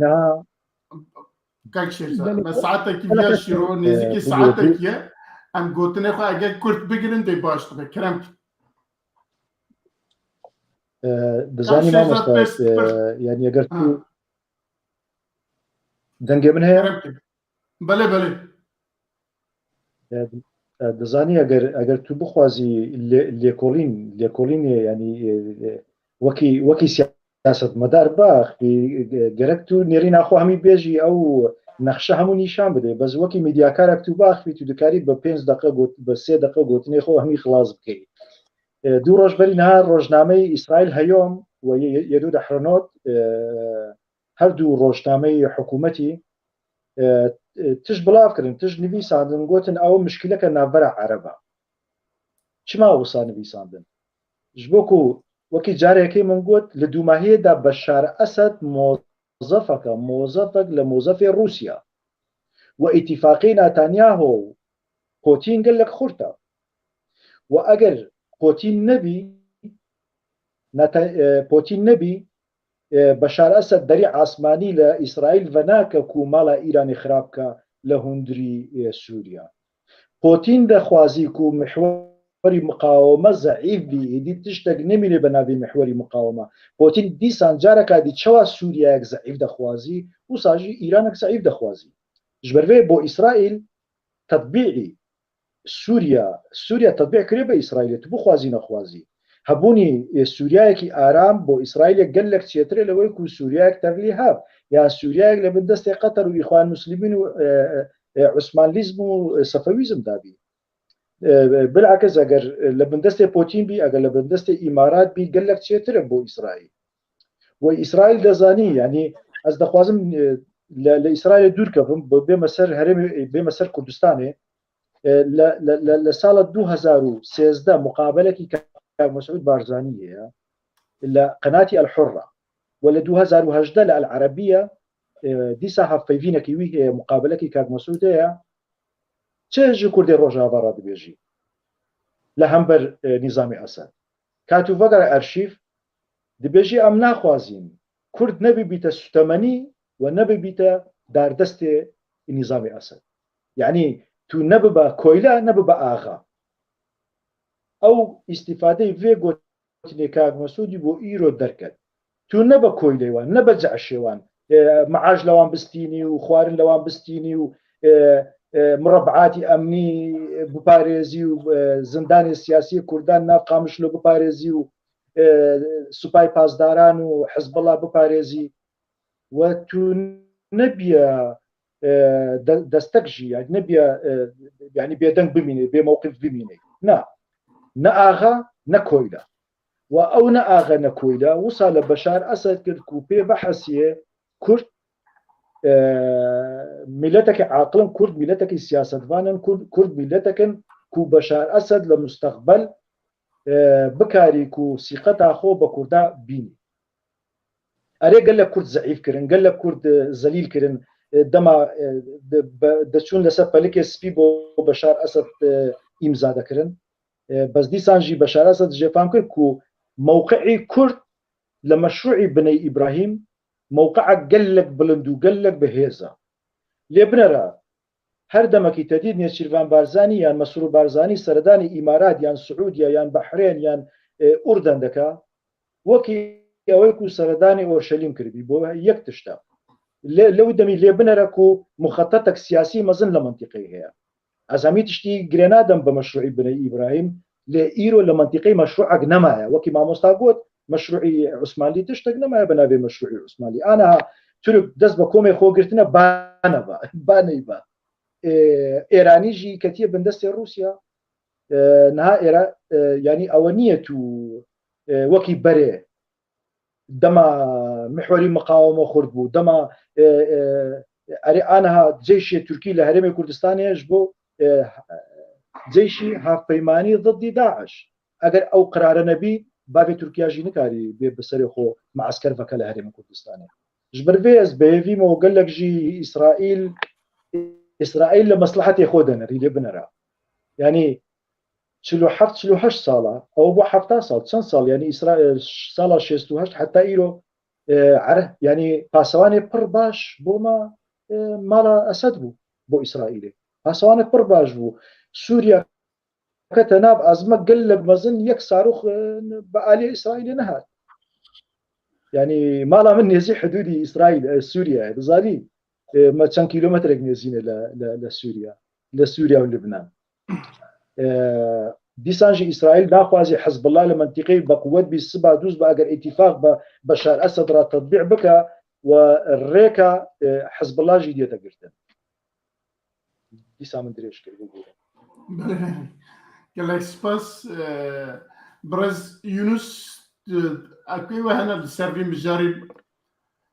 دیتنی و پیشنیاری و کل من تمام بکن بله مامۆستا متخواسته گەڕن سەر هەن خاڵەیەک کە مامۆستا شێرزاد دانی سەر زمان بەڕاستی ئەم کورد gelek جاران di heqê xwe dişaştiya dikin heqê xwe jî di neheqiyê dikin zana ez bihêvî min gomere karibe yani bêhtir di gelek jiya de em çawa karin bêtir Kurdan bigîrine hevdû yani jî me Kurdan em xwe bigîne hevdû ji bilî ke em benzînê bêtir ser agir dakin û hevdû dûrî hev bixînin zane yani gelek xaleyên têne carcaran weka ana jî têne ser ziman ez bawer dikim ti pêwistî bi wana nîne bi vî şeklî ji ber ku daxwaza menê girênguya esas îro em çawa karibin bi Kurdan bigîrine hevdû yek ji wana mesela kak Şerzad got behs dikin mesela ala Kurdî û ala Kurdistan ev ala nizanim Kongoyê Oğandayê got a Kûdekê ava da Kurdistanê kak û kesekî ji me ala Kurdistan jî nehilbijartî yani em wextan vegerin ala dawî ya Kurdistan ya Komara Mehabad bû Komara Mehabad jî ne ev ala ku îro li Kurdistanê xelkê menî başûr ji xwe re ev لا بگوره مامۆستا بگوره ji kerema xwe re bes min أنا از نکارم مقدساتی خود بدم اجي نێرîna xwe dibêjim لا بگوره او مامۆستا تمام بکە پاشەم مافیا خاطر بسەشتەرە بێژم بێ لە زیاخوا بێژم شکەرەماتە پاش بەلا باخەوە کە کیونس کاری دیساگە خۆ بێژ نێرîna xwe bêj ew jî nêrîna xwe dibêjim ala ku hevalîtmenî başûr kirine ji xwe re ala Kurdistan ala Komara Agiriyê zanî neya Kurdistan got em dibêjin dûrakê nuqta di diwan ku em îro wextanî em dibînin ku Kurdistaneke serbixwe û yekbûyî êdî divê dema hanê de ne ew e dema ku em bibin du herêm herêma başûrî Kurdistan û herêma Rojava her û her ji bona herêmeke din aleke din lazim e a başûr bi wila a Rojava ji bona vê yekê ez ti giringiyê nadim ew ê alê ew alkî bin rengê menî Kurdî hene û dema ku Rojava hate serxwebûnkirin yan jî başûrê din jî ez bawer dikim ti pirsgirêyek di mesela alê de tin ye nuqteya de duan got tê ser ziman timî Rojava û murebbeatê emnî û nizanim çêkek û li hemû bajarên Kurdî li hemû herêmên Kurdî li başûr jî û li Rojava jî xaleyên êgo meyî bi dewletên ku em wan pevdûre dijîn li her derê hene metarê Hewlêr ne dibin siya efserên Iraqê de dimeşe çekma ew ne ew jî ême jî wisane li Rojava jî ke ku nuqteyên emnî ew jî ne bi derewan li wê dekê li sebebin wana hene ku ew jî li wê dekê dihêlin muqabil tiştin dinin tevî ne jî ber ku nikarin ji wê dekê derxînin ya jî nikarîn derxînin ez bawer dikim wextanî ku sedî heftê heştê ji qamiş ji bin destê dijmin derxistin ew sedî bîst murebbe ger bîst bi belkî dehe jî coğrafyayê nizanim çi qeyse mezin e ku di wê dekê de hiştin sedemin emnî asayişî hene ku di wê dekê de hiştin ew jî li wê dekê muqabilin tiştin de jî hene gereke me re behsa wana jî bike ya din tevî hemû rêza min ji kak Mesûd re heye ku dibêje û ne wisan bike yan jî bi wê nare bihêvî bûn ki hevekî bêhtir nêzîkî Rojava bibin yani îro tiştên got dibin û îro wala sînor girtin wek mesela Filistînî û navê çi Xeza û Misrê li ma hatiye Me'ber Refeh girtin Me'ber Refeh vekirin Me'ber Refeh girtin Me'ber Refeh vekirin ew jî me jî weke sêmalka ew dergehê yekemîn e ew ê ji vî alî de pirsa girêkekê derxînin ji bona got bigirin û êdî jî vê dekê bigirin bihêvî me ev tiştana di nava me Kurda de çêne be yani ji ber ku her du alî jî pê di nava xisarê de ne pirsa din ya got behs kir ki mesela Siûdî û mesela Sûrî di wê dekê de ez ti hêviyê di komcivata Erebî û mesela Beşar el-Esed wê nade nabînim yek jî el-Esed mînim jî ki mesela destê Sînê tê de xweş bona Emerîkîya ya din jî tu bala xwe bidin hêzên ke ev tiştana anîne ew giyan li hevdû kîne Siûdiyê Qatarê Îmaratê ewana êgo di wê dekê de yek ji wan xelaya yek jê pirsa Beşar el-Esed û ya Sûriyê pirsa dinî got behs kirine pirsa Yemenê û pirsa navê çi ye gobêya çareserkirin di wê dekê tu bala xwe bidê ma êgo şerê Yemenê kiriye ma ne Siûdiyê ye û Siûdiyê dawa çareseriyê kiriye yek ji wan xelaya jî dibêjin em ê sıfır meşakil ji projeyê Türkan ki Davud Oğlu Wezîrê berê Tirkiye got sıfır meşakil كبوينار جي نشو سري وعين صفر مشاكل يا سعودي جي انا بو بي بانك دكجبر او اصلا بينجها بروبليم المنطقه دي يعني السعوديه سعودي جي وامارات جي وقطر جي حمو هم السوري الشر السوري جي وهم شر يمني جي دنابدن سركي بين انا جبر فيكي ازنابينم چاره سریا بو بيره كده اگر بشار الاسد بگي ويله كي دنابا چاره سريه كده از باور دکم هزاوینا هی خورتر دبه و گر بشار الاسد هزاوینا خورتر بو شانس دانستندن ایروج آبا يعني اي كردي ببشار الاسد وجي او جي كيم دبن جبل اوي اجابه هزك مستر او بسر كردابا ولا و چاره سر پرسکریک پرسین چاره سری او گلکی بچوسینه دوی دکه جبر ویک از بینم بشارکی ضعیف شما کرداره به ولاتین عربا که ایرو سیوی بمینه بهتر دانا چاره سری دوی دکه ده حبکی خورتر ده بجبونا پرسا کردی لی ام بهیوینه كم قاربا دوي در حقي برسا كردي اروج ابا اوجي وكا باشور وكا حمد ريدن كم بكين شاره سريه كيد وي هرميده بري فرمو بري قال لك سباس ما مستيونس باور كاجي وكك شيرزات ومساله علي ده ما بيجي وك شيرزات فكرم جبركم مساله على كردستان او هوالن كهم باس تكن وكك شيرزات جيتغو على موزامبيك راتكن على انغولا بلندكن على نظام كي بلندكن لي على كردستان رينادن كرد على خذكن جبوي ويجي او تحملا ماجي جبوي كنا سباس بو جنابته بلي ما مستا يك دقش ترى بيجنا على كردستاني قلت بحث لك للجمل لما من سر سامن دالقانديه بلي حتى رجائيرو اجي كاردكم واجي خبات اخذكم از دبيجن برسجري او قال جريك نغ برسجريك دنا بيرا برسا باشور وروج آباد وكسكي جو بخاز باشور بك وكا برسجريك يكا باشور وروج آباد برسجريك فورا بكاربين او تشتكي دنا داخوازك سياسي بدون هذا تشتكي دنا برازيلوس باشور وروج آباد تنيني الباكورجي همان بروبلم هيا للرجلات همان بروبلم هيا شكرا ما فوما متدانين جيكو اولينا او بروبلم هيا يعني ام بعصاويتك بلا بكرتيكك شيرزات بس كرد ما مثلا نقاله دزاني مثلا برزگری نقاله برای من ام برای هفین برینه ما یک ایشو آزاری ما هیش بروی ما هاتی نوی داره ما باسی ایشو آزاری خوب کی بد درمانی مش کو داره درمانی او ایشو آزار او مسکن آلام مش کو داره زانی کو داره رادی دما ارمان جاتا ارمان جنتوی بی اوكي يعني دما تشق قدسيتك بو اوي داننا كو او آلاي كوماري كردستان لمهابات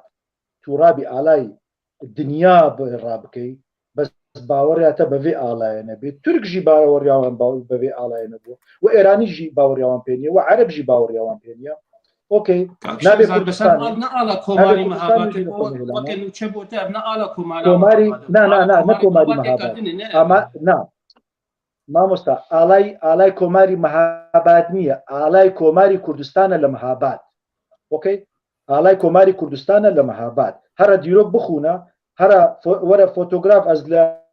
مەتحەفی نیشتیمانی ئۆرشەلیم نیشانێتە بدەم چ ئالایەک لەبەر هەبووە اوكي نەها ئەوەی گرنگە ئەوەی بۆ من گرنگە بۆکی کوردێک تو دەف ژووی بەردە دینێ من چیە چ نییە ئەس تەنێ کوردەکەم وەکی کوردێک ئەس لێ دەنەرم ئەوەی کو ئیجهاضی قضیەی قومی کوردی ناف ڕوحی ئینسانی کورد کردیە هەر ئەو جماعەتەنە کو باوەڕیاوان نە بە کەلیمەی کورد و کوردستانی هەیە نە باوەڕیاوان بە ئالای کوردستانی هەیە نە باوەڕیاوان بەوەی یعنی مێرک دێتە سەر جادەی لەم ئیعلامی خۆ دەبێژن دەوڵەت بۆ فەڵەستین دەوڵە مستەقلە حڕە مستەقلە للفەڵەستین ها ئۆردۆغانژی دێ شارعی ئامەدێ هەمی تژی دەکە لە کوردی ئاکەپەچی کوردی ئیخوانچی دەبێژن سەرخۆبوون بۆ فەڵەستین دەمەکی هەردوو هەڤاڵێ هەڤن بەس ئەو بە ئالێت چەپێتی دەبێژی دەوڵەت بۆ فەڵەستینیا دەخوازم سەرخۆبوون لێ دەوڵەت نەتەوە دووماهی هاتیە چاوا دەوڵەت نەتەوە دووماهی هاتیە چه احمقك چه فلسفك هي بيجي كل ايرو لعصري بستيك بيجن دولتنا تود وما هي هاتيا كاورتو دولتنا تود بومن افاكا برا او دولت نافيوي اشتراكيه العلمي بي با نافيوي انارشيزم بي با نافيوي ماركسيزم بي مهم دولتك يصرف بخوبه من هبي ايرو بشار اگر اتفاق بكى با يعني بيت ناف مشروعي بن ابراهيم دستي امريكا دستي اسرائيل دستي وان ولاتات داهيا اوجي لدومايه دا وان كسيمكو باور يوان ببرز جري نتوي نيه باور يوان بالاي كردستان نيه باور يوان بوينيه كو كرد ببيت خدان تشتق لمنطقي سوي دمينين جبو كل همي اليك هاتينا طلاقدان تاني او بتاني معنا جبرفي برزجري لمخمول دردكن انسان بلنغاز وفقير دكنا درعي بشري لشنغال برزجري تشي دكن نافرا ازيدي ونافرا كرد مسلمان ولا دوماهيه دا دنجت 6 مليون كرد فروشن جبو مصلحتي عرقسيه تركا فاشستيه تركان بنافي تشابو اسلامسي بله بويرو تشتقوت برز شيرزات ام درباز بكن ما مستعد باقي تشتق بيجي اگر نام درباز بكن نا بردوام بك بروجرام باش ام درباز خالا خوي دديات بن خالا ما دديا دريه سمالكا دريه سمالكا ام دزانن كو نفسها بوريا نفسها روجاوای کردستان خلقین روجاوای کردستانیه که جوی دری پیشتر تو تشتکینینه که جبوان خوارن جبوان درمان جبوان همه پیوستی وان جیانه که جوی درباز دبه لی وسا بیا دریه سمالکا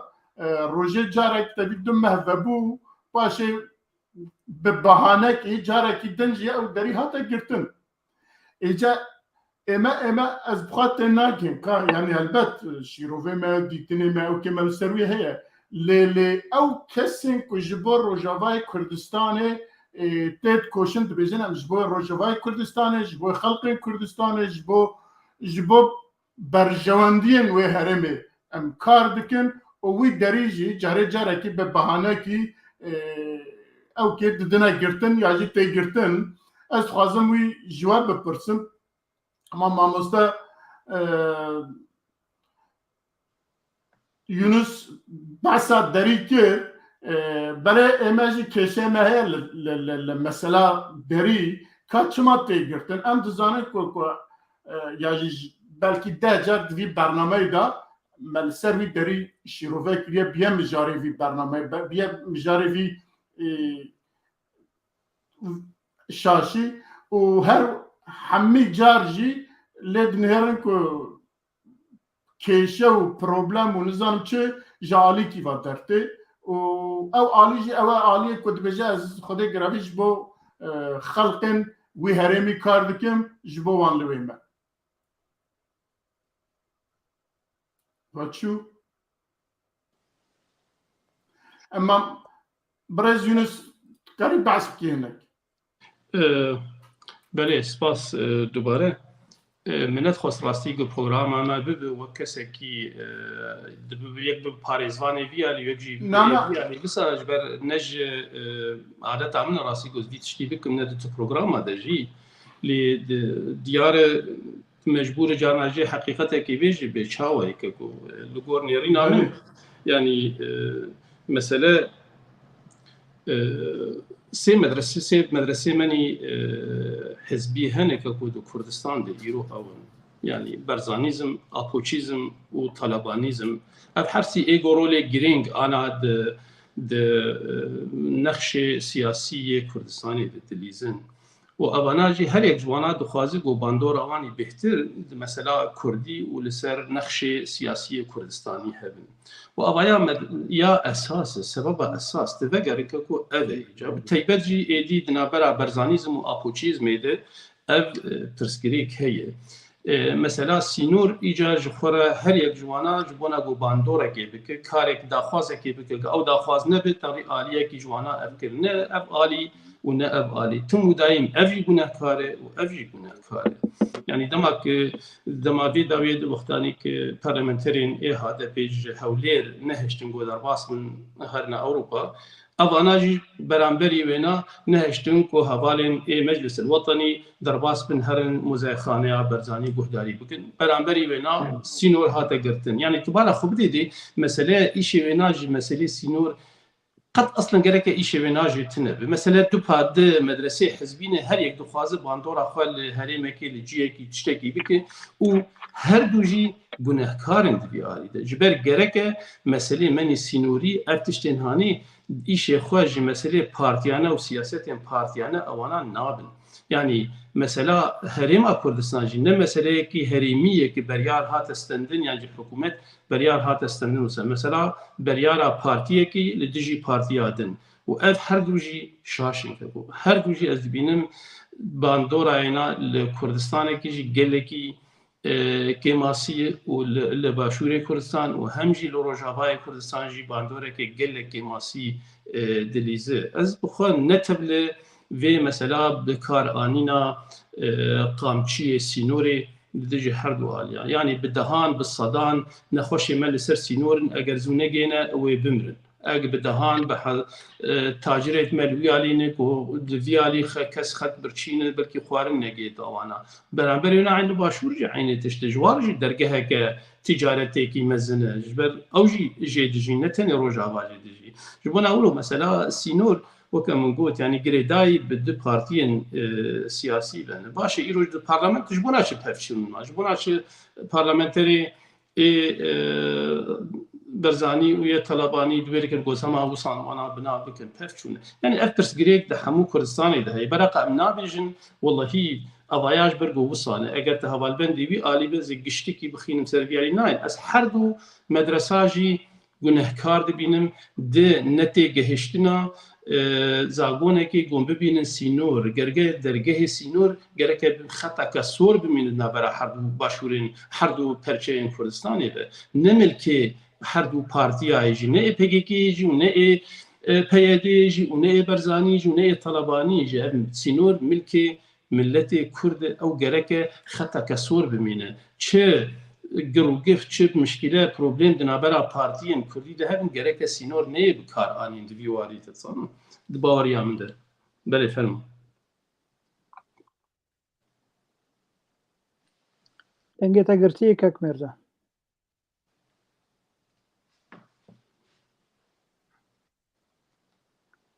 دنگه تگرتی کک مرزا دنگه تگرتی بله ببورن ما همان پرس جبوتا که شیرزاد کرم که توجی دیتنی خبیش بري وكي بريجي دما ام بري از بمنا بروجرامي من قوت يعني وكي هافالتي من جورا قوت من قوت ازوكي باريزفانكي برسينة توي كردي دمنا في هر بروجرام كسكي ناسيونالستم اگر خودي كردي نزاني از في خودي عبادت ناكا من نوكي انسانكي شاعر از باخفم نا براستي ما مستعد بيجي سي مدرسه كردي هي سي مدرسه حزبي كردي هي از نبوي رامج بو دو مدرسه حزبي كردي هي تشب وراست اواني تشب خويايا كو همي دوستو هوالي هفن هافل طالباني دتشي تبع اداري ذاتي وتش علاقتي وعم برخوشة وقاسم سليماني جدين تكركو كاوي دي جي تركيا دين عفرينه يعني او مدرسه جدا مدرسه تشب لدما ابراهيم احمد حتى جميل بايف يعني او محوره يعني ضدي برزجرينا توي كردي تبو خوازي نخوازي انا لبرلماني كردستان اجي لهرمي كردستان اجي دو بلوك هي بلوكي شرقي بلوكي غربي بلوكي راس بلوكي تشاب لصالة حفتي وشش دما اتحاد وطني كردستاني لدمشق تشيبو عبد الحليم خدام لديرو لمذكراتي خود بيجي هرا لس روبالي 273 دبيجي ترسامه برمزن او بوكو مسعود بارزاني استقلالي كردستان لميجي خدابنه لجلال طالباني وعد دامه قوت او عايد من كرد بكم عراقي حتى دوما هي اوكي ما مدغ جويت شتي بردين يعني مثلا دريا سميلكا تو وقره هەژدەی هەیڤا سێ وەزیری پاراستنی ئەمریکا هاتە هەرێمی کوردستانی بە ئیدارەی زاتی ڕۆنیشتن بەنهێنی ژوان راگوتن 6 نقطە خستنە پێش یاوان گوتن نقطەی یەکەیەک و دەرژە قەندی لێبەردە نقطەی دوێ جەبهەک زدی ئیرانێت چێ دەکەن بە ئالیکاریە ماڵباتە تاڵەبانی و حزبی پارتی دیموکرات تێدا نەبوو تەنێ خواستن و ئەو مەدرسەی دوێ مەدرسەی چەپ لە ئێرانێ دوورکەون ji ber vê wezîrî parastinî Amerîka ji îdarê zatî û ji mala Pavel Talebanî xwast ku cephek zidî Îranê çê bikin. Çawa ew cephe çê nebû? Ji bo du sebeb. Yek ew helîkopter ku hate ketandin nêzî measkerê gara hûn dizanin kempê gara yanî çi و ya duduê لێخستنی درۆن لە ناو جڤینە قیادەی ساندکام قیادەی ئەمریکی و مەزلوم عەبدێ و پاڤێل تاڵەبانی و جمعاتە لەوێ دەرێ بوو کێ خەبەردا ئیطلاعاتی ئیرانی دەستگای زانیاری ئیطلاعاتی ئێرانی ji bo ku ew cevhe çê nebî xeberda mîtê Türkî jî bo xwe dixwastin ku ew tişter îran xwast ku şerek navbera Emerîkî û Türkî jî çêbî ji bo vê gotin tenê Pavel Talebanî û mezlûm Abdê û Murat Xeralan لێ درێ ڕۆنیشتنە نزانێکی تورک قیادەکی پەکەکەی تورکێ بۆ Murat Xeralan jî ئیدی تورک لێ خستن نزانین پاشان ئەو مەشاکل چێ دەبی ئەم بەگەڕێن بۆ 26 هەیڤا 4 26 هەیڤا 4 ئینڤیتەیشنێک بیتاقەت دەعوەک لە واشنگتن دیسی لە منەظەمەی جۆرج بۆش ji bo na Mesûd Barzanî و ji bo na Nêçîrvan Barzanî و بۆ قوبات تالبانی و بۆ مەزلوم عەبدێ دێ چما ji bo ku tevlî mu'temerek bin ew mu'temere navbera heyva 6 û bîdayetî heyva 7 dê tekirin li ser pirsî Lozanê و pirsî Bexdayê و pirsî Sûriya okey îdarê zatî ku dev ji pekeke qendîlê bernedaya ew dawetname reviz dikin ji bo ku رونشتنا إلى محمد لنيويورك ولواشنطن دي سي همي تاني بحزب ديمقراطا تاني دو جارة بالجمهورية رونشتيا وأوقظ وفدي هاتيا إدارة ذاتي جي براني ديمقراط بونا وحتى أواني جمهوري بونا دي سا 6 نقطة ببيش يوان دانا آخر وفدي كو سردان إدارة ذاتي كرديا وفدي قاعدة ساندكام بمظلوم عبد رونشتيا يعني چەند ڕۆژێک بەرینەها ژێرا گوتنە و ئەو 6 نقطەی لەیان یەک وان نقطە گەرەک دەبژە قەندیلی بەردن ئیتیفاقی شنگال هەولێر بێتە زندیکردن ئۆکەی ئەو لەبەر سەکناندن ئەو بیتاقە داوا قبول نەکردن بیتاقە داواک لە سێی هەیڤا 5 لە با ماکرۆن بۆ وەزارەتی پێشمەرگەی هەرێمی کوردستانی و لەشکری ڕۆژ و یەپەگە بۆ پێ دەدەچی بۆ ئیدارە زاتی دەچی دەبێژن مناسبە گەلێک مەزن هەیە و ئەوهن هاتینە ئەزماندن هون بخوازن نەخواژن لەشکری ڕۆژ ژە ئالیا فەڕەنسا هاتی چێکردن کێ ئالیکاری دەکە کێ قوی مادی معنەوی هەمی تشتێک لە با ماکرۆنە لە با یان تشتێک ڕەشارتی نییە ئەوی کو لە ئەعلام دێتە بەعسکردن ji بۆ پیسکردنی ناوێوان تشتێکی دیە ئۆکەی ئیدارە زاتی ئەو ژی ڕەڤزکردن ji bo ku îdarê zatî veşêrin ku ewan naxwazin dev ji qendîlê berdin û naxwazin ku bi leşkerî roj û pêşmerge li yek münasebeyê bin ku ew münasebe dêne xelatkirin we naxwazin bi cumhuriya ra bi munezemeyê George Bush ku diddî dîmokratana dên hencetek çê dikin ew hencet jî çi ye filîmek wekî te filîmî ew grupê çep û PKK û îxwan û muxwan gelek hene li dinyayê okey چێنابی ینی ئەوە کردنە هەنجەتێک ku ئەو وەفدە چێناوی بستنە مۆزەخانەی نیشتیمانی بارزانî ku ئەو مەسەلەی سێمێلکە هیچ عیلاقی بۆ وەفدەی نەبوو تەنێ عیلاقی بۆ دوو ئینڤیتەیشنەی هەبوو تو لە وەرای کوالیس بنەرە دەبژی ئیخباری دەرەوچیە وان ئانارشیستێ چەپ و مەبەردا ینی ئومە متحیدە دەبێژی ئیدارە زاتی متهمە ئەمریکا دەبێژی ئیدارە زاتی متهمە و ئیر و ئەمریکا سەردانی ئیدارە زاتی کردەوە بە گەلێک لەوان ڕوونیشتە دەبێژی کاکۆ دەبژە دزینێ زارۆکە بەردەن دەبژە قەندیلێ بەردەن دەبژە وان تشتا هەمی بەردەن و ئەحزابێ کوردی برە ئازاد بن ما تشتە خراپ گوتنە وأوان مسؤول وإيرو دما سيوي ما نأيدي بدستو لنج هرت شتادك أو نا قوتني من هرا لميديا أو تاريخي من اشترى قوت وان تاريخها مشكلة كردوية يعني ذاكرة سياسي ضعيفة أويكو أم نكارين لسبب بنري أم تاني لإيرو دنري أويكو تاني لإيرو بنري إعلامية وإعلامي مجبور لسروي إخبار بلافكا شروفك بتشوف لسروي خبري بكا بس وراء الكواليس إيش ما مستا يونس إيش منوتيا وراء الكواليس أم بو خلق الزلالي وراستي بيجين كي سببا كو أوقس بنابر أوقس خلق جبر عسكري إجباري جبر رقا نيتا كشتن رافيا هاتي أوروبا وشي تهريمي كردستاني كي سببا كولناف أو مطارق مشلو حتى إيرو سطو هجده زنداني سياسي كرد ليو دري هنا كي سببا كو حتى إيرو سياساتو سيو حشد زاروك لروجابا كردستاني بيسرشونن كي سببا طول أوروبا جاندكي أو حقوق إنساني تخون ديا أو فلسفي كولناف قوتني آبو داهيا فيتشتي قبول دكا نا دائما پرتوک لپرتوکی اوجلان از نابي پرتوک بوتره دكم صفحي پرتوک بوتره دكم ميرك بعلني دبيجي بعلني ميرك دبيجي السبب هبونا وحدة التركي وحدة العراقي وحدة السوري ما ميرك بعلني دبيجي نها شما خلق بيت تو تاوانبار بكبيجي تو هوالي أردوغاني هوالي أردوغاني أو هوالي كيا دما دبيجي از من سببهم دما اوان سببي وحدي اراضي سوري بن او دري هر رودي تقرتن ما عفرين حوجه ذكرتو صورتك مزني اوجلان لدابني بكي هنجتك هتا ترك بين درباز بن دما تو نكاري الشر بكي بو شر درون وتكنولوجيا تركي بكي تيشتي لقنديل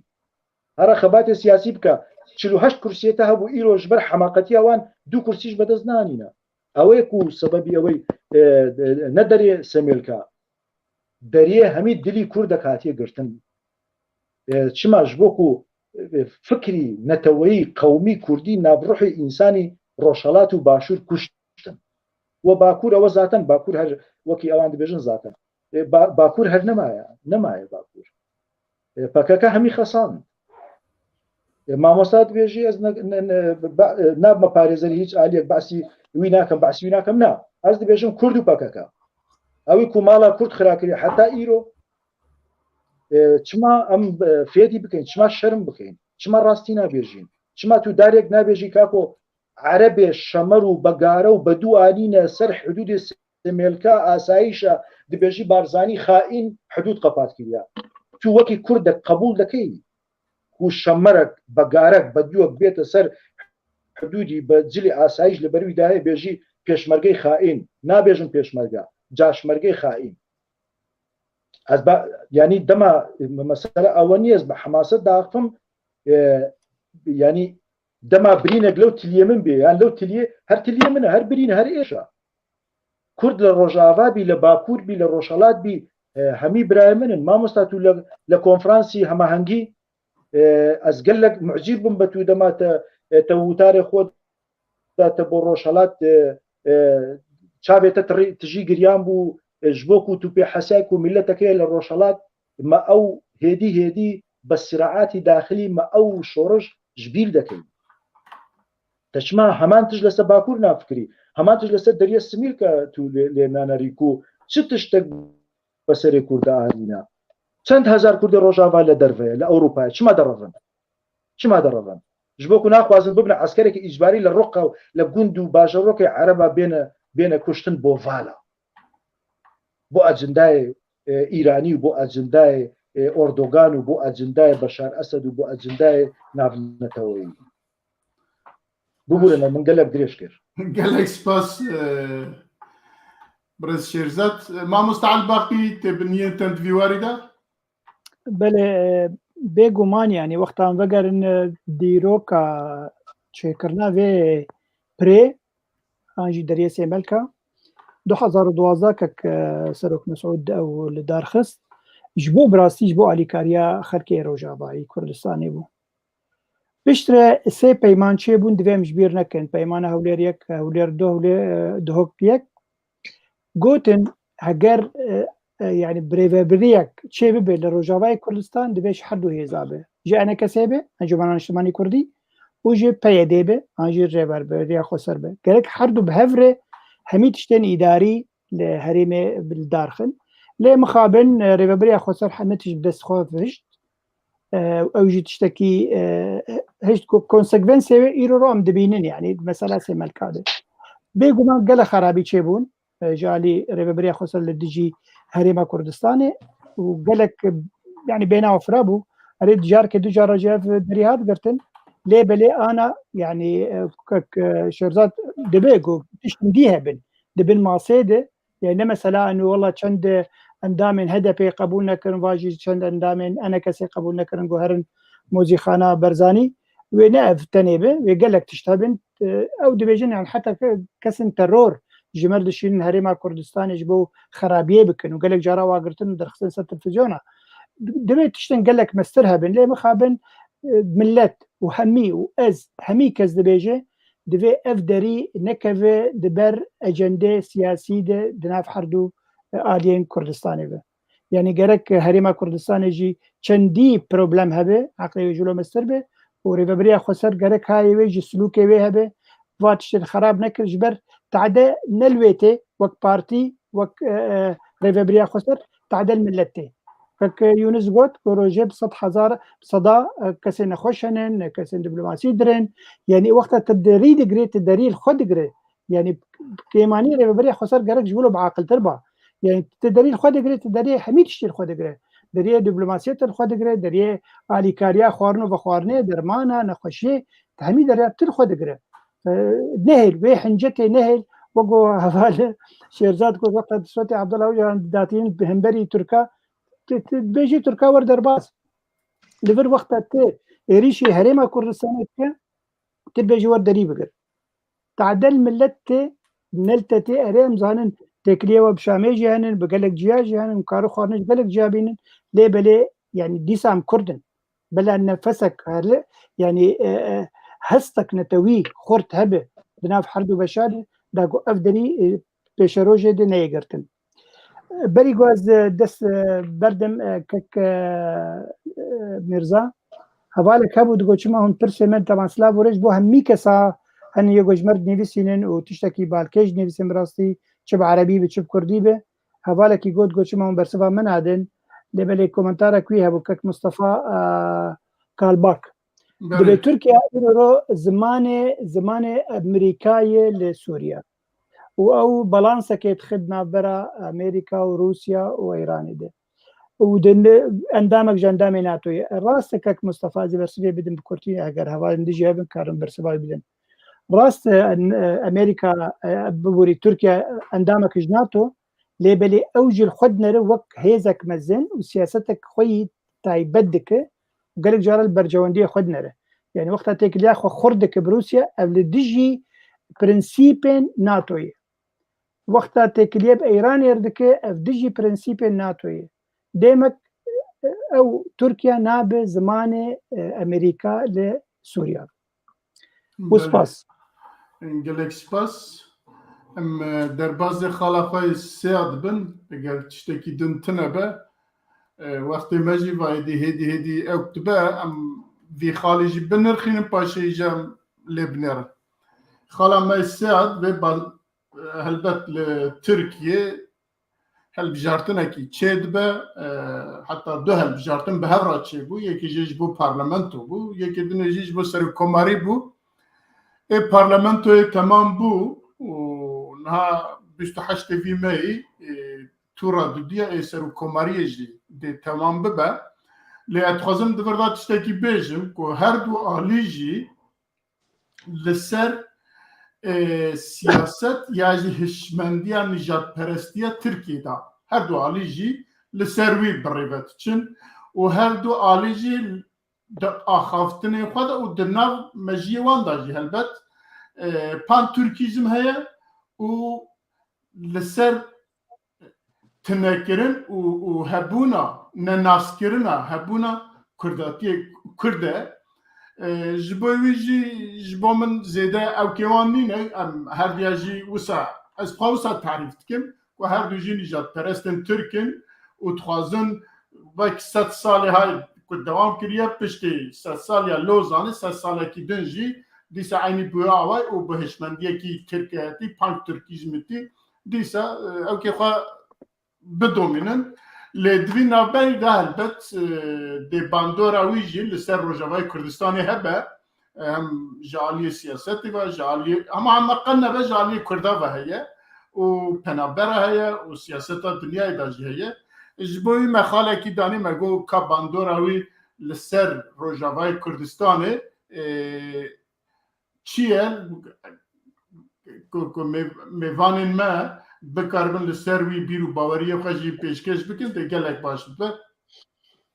از دچم باب برز ماموستا یونس جناب و چاشی روت که یاجی چه باندور آوی ده ببر لسر روجاوای کردستان کارم باس بکن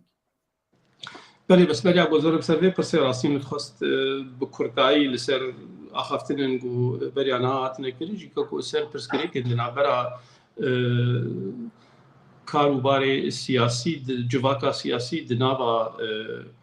رهبری خوسر و دنابرا مجلس الوطني دكو از باور دكم او پرسگری کانا پرسگری کن حتی نه از بیشم کنه نبخویی نجیزانه جدر وده پرسگری جویناتینا تیر کرن يعني تشتي جو رهبری خوسر جي مجلس الوطني دخواز تجي دو كبه جنابا ائتلاف دركبه ولا لها دورون ائتلاف او يرو عفرين داغر كريه سريكاني داغر كريه جريس بي داغر كريه جدست تركاده ترك روجانه لمدخين لويلكي بيجي هون جي جنابا وانا دركب دست خوش دست تركيا درخين ولا لها دورون او جي كار جويلكي دركب يا جي ناهل كسن ناهل او جي جنابا ائتلاف بقرن ورن ويلكي يادن مثلا عربا عربا إذن مثلا رقا ودير زوري كويرو متابعة يعني ربيع خسر أو أنا جلس ذاكر متابع ربيع خسر كده مثلا كمان خدنا كأبوري كده واري زي الشست جسدي أبوري أسوري خسر مدرسة خدي كارد بان هو كأبوري بتكلم دارس بالنسبة للشامل هذا من كارد مثلا بقولون والله مش عبارة عن شيء يكون على الإسلامي تلتمي وأقول من حقيقة كسبيتش برازيل دنگی تنزل على دنگ نزل على جبوي تشتكي بدون جافا ده يرو أو جافا في الإسلام لا شك أولك ولا شيء نابع من أشكال الإسلام من ولا مثلا في الإسلام وكذا سياستك دويلك تمشي برأيك شيء بكردستان دويلك كردستان هي كردستان هكذا شيء بيجي كردستان university كردي من المدرسة كردي خوني هاتش كردي وهاتش بكردي ويلك هي شيء يعني أمن حقيقة حقيقة أجا أجل سياستها بيبارتي أو الريبرية دي نرازم بس من حقيقة حقيقة في شيء نكون بين والله تشتكي كلها كده بس هذا الدنيا الجونس ولتي أوجنا بسببك وعفرين هذا داخل كريم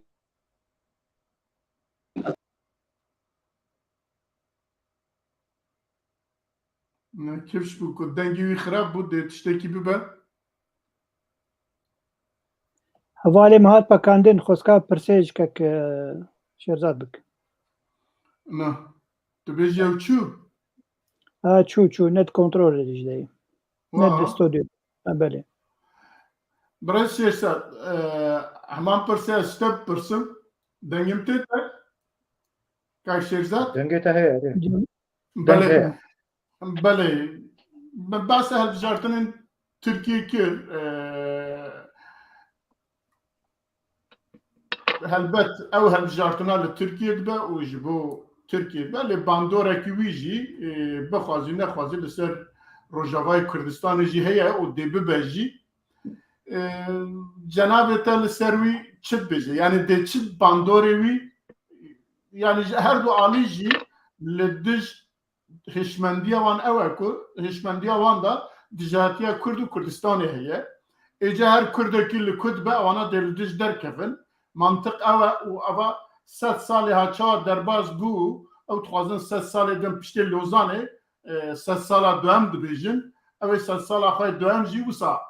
تخوازن به نجات پرستی بدومینن و تنبونا کردا بدومینن لسروی ده بکن ببینه بی ده باندوراوی لسر همی کردستانی ببه لسر هر چار پارچه لیلور مجارا مجبر که روژاوای کردستانیه باندوراوی ده به چه آوای لسر روژاوای کردستانی ببه و چما کرم نه ئەگەرم لێ بفکرین و کێ ئیدارەی زاتی دەکا پارتیەکە حزبەکە و فەرعەکە لە پەکەکەی کێ ئیدارەی کوردان دەکە لە باکوورە کوردستانێ حزبەکە فەرعەکە لە پەکەکەی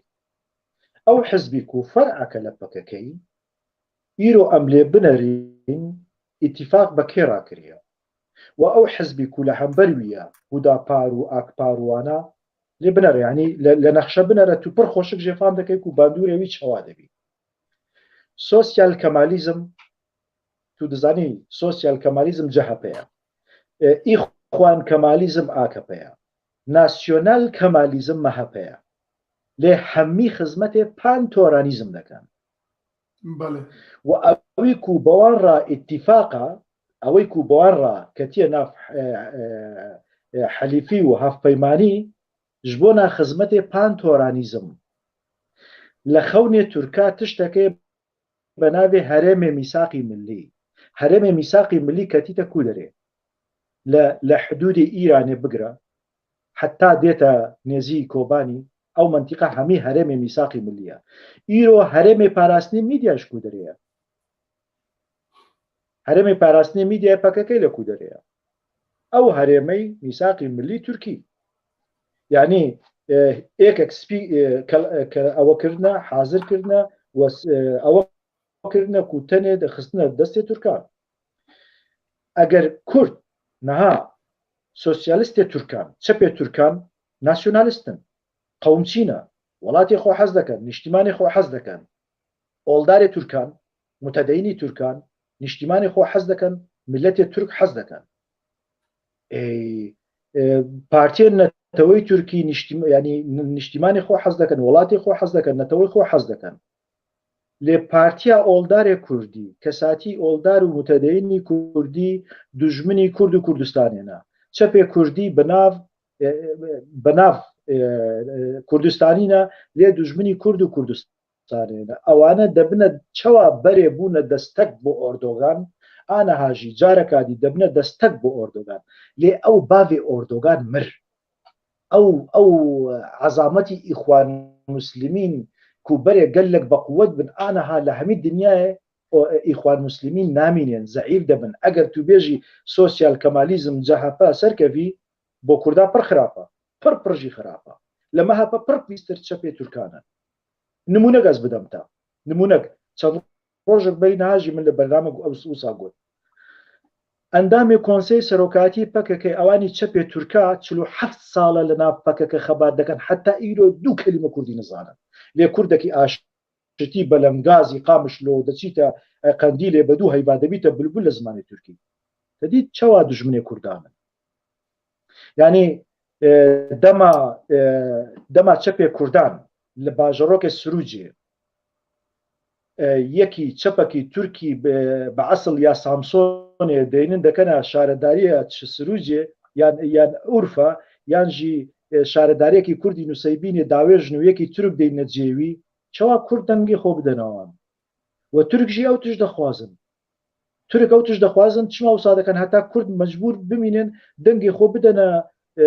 فاشستێ تورکا فاشستێ تورکا فەرق ناکە ئیسلامیە چەپە ڕاستە تورک هەمی فاشستە لێ بنەرە پەکەکە دبێژی فەرقین عاصمة الشهداء تو دزانی لە فەرقینێ دەنگی ئان مەزن مەهەپە ئانیە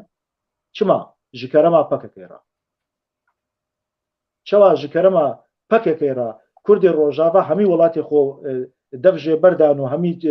لە ڕۆژاوا دەرکەتن دیسا لە باکوورژی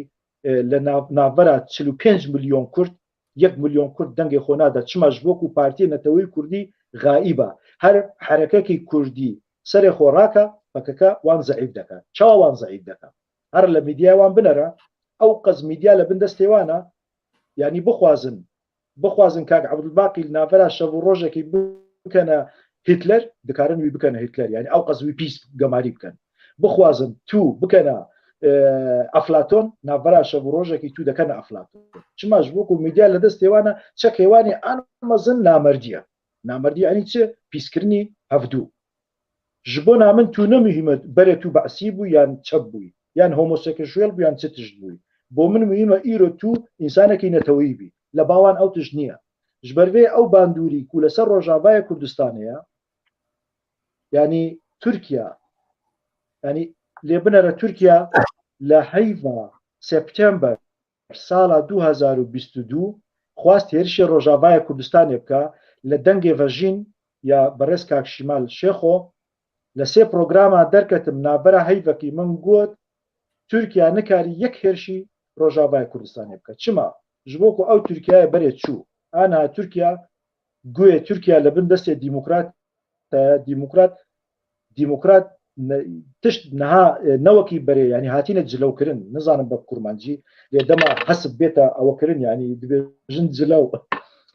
Tirkiya hatiye cilewkirin dîmokrat jî ji aliya Kongres û ji aliya Meclis Şiyûx dîmokrat hatîne cilewkirin îro serokê kutleyê dîmokrat li Kongresê Amerîka dibêjî ez narazî me li ser îtîfaqê 5 zaîdiyekî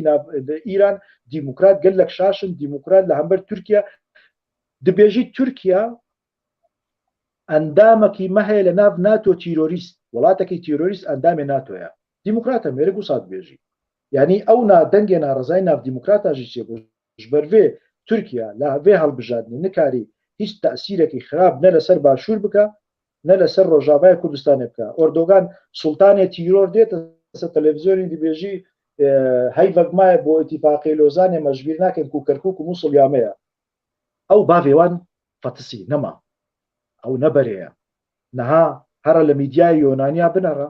here li mîdyayê Qubrisiya binere here li mîdyayê Ermeniya binere muşkîle Kurd naxwînin min bi hezar lêkolîn bilav dekem tenê ji bo ku Kurd bixwînî ne ji bo ku ez navdar bim îşê min bi navdarî niye here mîdyaya wan bixwîne ku çi dibêjin eger Lozan updatê Lozan bo Kurda carek me tirsî bî bo Qubrisî Yûnanî û Ermeniya 100 car me tirsiye bo İsraîlê 200 car me tirsiye ji ber vê tedît 12 sal حزبی نیشتیمانی لیکود لەسەر حکم بوون علاقە ناوبەرە تورکیا و ئیسرائیل دا تو نەبوو دەما کۆمونیستات لەسەر حکم شێرزاد هەنێکی ئەو بکە وەختی me nema dê were girtina bername wextê me nema 2 saetê me temam dibe dê were girtin hinekî Kurd bike والله ez nizanim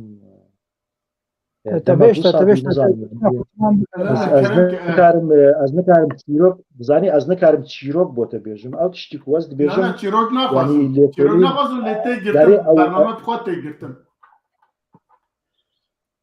okey tamam ez tenê berastî yanî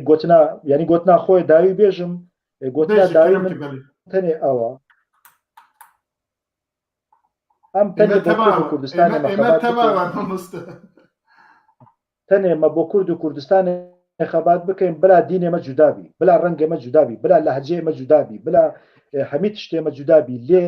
yek ruhê me hebî ew ruh jî ku bi hezara şehîd bi milyonek şehîd me ji bo vê dozê de Şex Seîdî Pîran nehate edamkirin ji bo ku birayetî bi Türk û Ereba re çê bike sînemayê Amûdê ew qas şehîd ketin ne ji bo ku Kurd û Ereb bibine bira Enfal û Helebce ne ji bo ku ew Kurd û Ereb bibine bira Qazî Muhemed nehate edamkirin ji bo ku Fars û Kurd bibine biraya birayetî gelan şiarî Umma Muttehîdê Kurd ne Umma Muttehîdê ye dîmokratîkirtinî asîma ne îşê Kurdan e Türk Ereb Fars museqefê wan heye siyasetvanê wan heye bila asîma welatê xwe bikene dîmokrat ne îşê me ye Dîmeşq be me nehate çêkirin hemaqetê Ereb û Türk û Fars be me nehate çêkirin em xem li xwe bixwin ku dozê neteweyî pirsgiriya yekê ye milletî bêdewlet milleteke namûsê wî tune ناموس ئێمە نییە چما ji بۆ ku وڵات ئێمە نییە وەکی ژنکێک تعزی لە جادەی بمەشی هەرکەس دکاری دەستی خۆ لێخە ئەم ئیرۆ ملەتێکی تعزینە بێ دیواری بێ سنووری هەر ڕۆ داعش دێ و حەشدی شعبی دێ و تورک دێ و فارس دێ و حەجەن دێ دەستی خۆ لەمە دەخا اقتصابێ مە دەکا ئەوەیە کوەز دەبێژم ملت ئەم بەسە ئەو قەز بەئاخفین کا پرۆژێمە چییە پرۆژێمە چیە و تورک دێنە مەشغوڵکردنش بۆ لۆزانێ هەتا لۆزانش بیر بکەن بالمقابل مەشروع ئێمە چییە مەشروع ئێمە چیە و قەز جەنەراڵێت تورکی و عەرەب و فارس کوردا قەتل و عامکردنە لە محکەمەی نۆرنبێرگ لە محکەمەی ICC لاهای لە محکەمەی دنیای کا چەند پرۆژەی مەهەیەمە لە سەروان چەند کورد هاتیە گرتن لە سووریا ژبۆکو لە حەفلەی نەورۆزێ مشارک بوونە کا هونش بۆ محەممەد مەنسوورە چ کرد ئەو قەزماڵا کووردا خراکرد و حزابی کوردی هەمی فاسدکردن ئینسانی کورد فاسدکردن و ئیدارێ ذاتی دیکۆمنتی شەوتاندنی سینەما عامودێ هون چما تەسلیمی بەشار ئەسد کرد جارەکانی ئەم مەخواست بکڕین بە نوێنەر ئیدارێ ذاتی ڕاڕوونشتین مەگوت هاکەرم کە ملیۆنە دۆلار گوتن پارە زێدەترژی دەخوازیین پشتیوی وندا بوو نەمان ملیۆن دۆلاری من تو نەبوو لێتەنێ من زانی منخواز وی دەمی لە کوردستانی بمزانی بووم و ئەوان تەنێ چێبوونە بۆ خزمەتی ئەجندای میتی تورکی ئیطلاعاتی ئیرانی مخابراتی بەشار ئەسد و حەمید مەنسوورە و ئەوانی دی ون چما ڕاستی نابێژن چما فێدی دەکەن چمام شەرم دەکەین وڵا نا گەرەک ئەم خۆ زەلالکەین ئیخوان و کورد حزبی ئیسلامی و کورد پەکەکە و کورد نەما ji بۆ ku پرزگیریا من نەتەوەییە 4500 گوندی کوردستانی خراببوو نەش بۆ ji بۆ ku تو کورد بووی نە حەیفە نە عەیبە هەتا ئیرۆ کاڵک ئێمە لە ڕۆژاوای کوردستانی گەلابیە و عەگال لە سەرێوانش بۆ هاتنە تعریبکردن لە حیزام ئەمنی چێکردن لە ڕۆژاوای کوردستانی ئانهاژی میلەتێ تەلحاصل و تەلعەرانێ دوو گەلێک هەنە کەلیمە کوردی نزانن ما تو کوردی ڕۆژاوای من گوند بە گوند و باژەر بە باژێری ڕۆژاوای کوردستانی گەریامە و حەمی قیاداتی ئێوە ناز دەکەم بەوان ڕاڕوونشتیمە دەزانم و کیژە بۆ کیژە ئەجدەی شکرێکیژە بە محمود گەرگەری و بە جماعەتی دی و بە جماعەتی عەلی حەیدەر قەیتان و بە محمود مەنسوورە را چەند ئیجتیماع و ما ئیجتیماعکردنە چەند کورد تەسلیمێ دەستێ بەشار ئەسەد و فەڵەستین و ئەمن دەولەکردنە بە ناوێ مۆساد یەک و بە یەک و ئەوانی کوون یەک ڕۆژ یەک سەعات خزمەتی شۆرتەی عەسکەری سووری کردنە ناوێوان هەمی هەیە تو نکاری ئیرۆ تو دەف ژوان تشتا هەمی بەردەی تو بێژی وەڵا ئەس دەخوازم بە بەگارە و بە شەمەڕ و بەوان تشتێ ڤالا برایەتی چێ بکەم برایەتی چییە ئەوەیە ji بەرvê ez dibêjim her kurdek baweryawî bi wê alayê nebî ne Kurda gerek biçî dîyanê xwe hez bikatin zanîbî ku li jêr siya vê alayê milyona Kurd şehîd ketiye ئەوەیە قبول nakem ku ew kes erê tu elemê homoseksüel bilind bikey li cadê Ewropa pût danê ser milî xwe bez alaya Kurdistanê tu danenê ser milî xwe çima hezeleka çi mesxereka çima İsraîl heta îro çi îtîfaqek bi îdarê zatî û bi PKK û bawana çê nake ji bo dizanin ku bingehê wan ku derê ye dizanin ku ewan xizmetî mihwerî miqaweme û supay pazdaran û mîtê Tirkî dikin ew de çi İsraîl bi mîtê Tirkî îtîfaq dike çima bê bi PKK re îtîfaq dike bi muellimê wan Putin de çi bi muellimê wan re diaxivî naçî bê îtîmam bidate konsê serokatî PKK yanî ez tu cara bi şerî birakujînî me bibûre ez hêvî dekem min dirêj nekiribî ez hêvî dekem me îstîfade li hev dû kiribî hêviya şevek xwe ji we re dixwazim bijî Kurd bijî Kurdistan derneçe em ê paşê dîsa biaxivin derneçe piştî ku bername temam em ê dîsa biaxivin lê ez li gel teme bo ala Kurdistanê ji sînorê me ye wî jî bizan be em tev ji bo wî alî bi milyonan Kurd şehîd bûne ji bo ew ala xwîna wan li ser êja ku tu yek rabe bêrêzî bike helbet em wî jî qebûl nakin mala te ava gelek spas mamoste Elbaqî tu jî gotinê xwe dawiyê bêje û paşê em temam kirin gotina me ya dawî spasiya kek Şerzad dikim bi rastî tiştekî gelekî giring dibêje û ez li gel wî bim راستیە مەیە خەلکێ مەی ڕۆژاوای کوردستانی بێ ڕێگەبریا خۆسەر ڕێی جێم خابنیەیە بێگومان و براستیژی یعنی وەگو هون کوردێ باکوور و چاوە ئەشکەنجە و ئازاری دریا سیاسەتا پەکەکەی هون دەبینن مخابنی ڕۆ ئەم خەلکێ ڕۆژاوا وێ سیاسەت بینن جێم خابنیە ئەم نزان چاوە ژە خلاص بن ئەلا گەنە تشتێکی ئەمریکا تو هەمی کاغەزەل بونگی هێف کاربێ تشتێک هەیە کاک عەبدولباقی بس قوسە هەتا هەیڤا 11 انتخاباتی ئەمریکا دێ و ئانها سێوی بوونە بەس پشتی انتخاباتی ئەمریکا ئیدی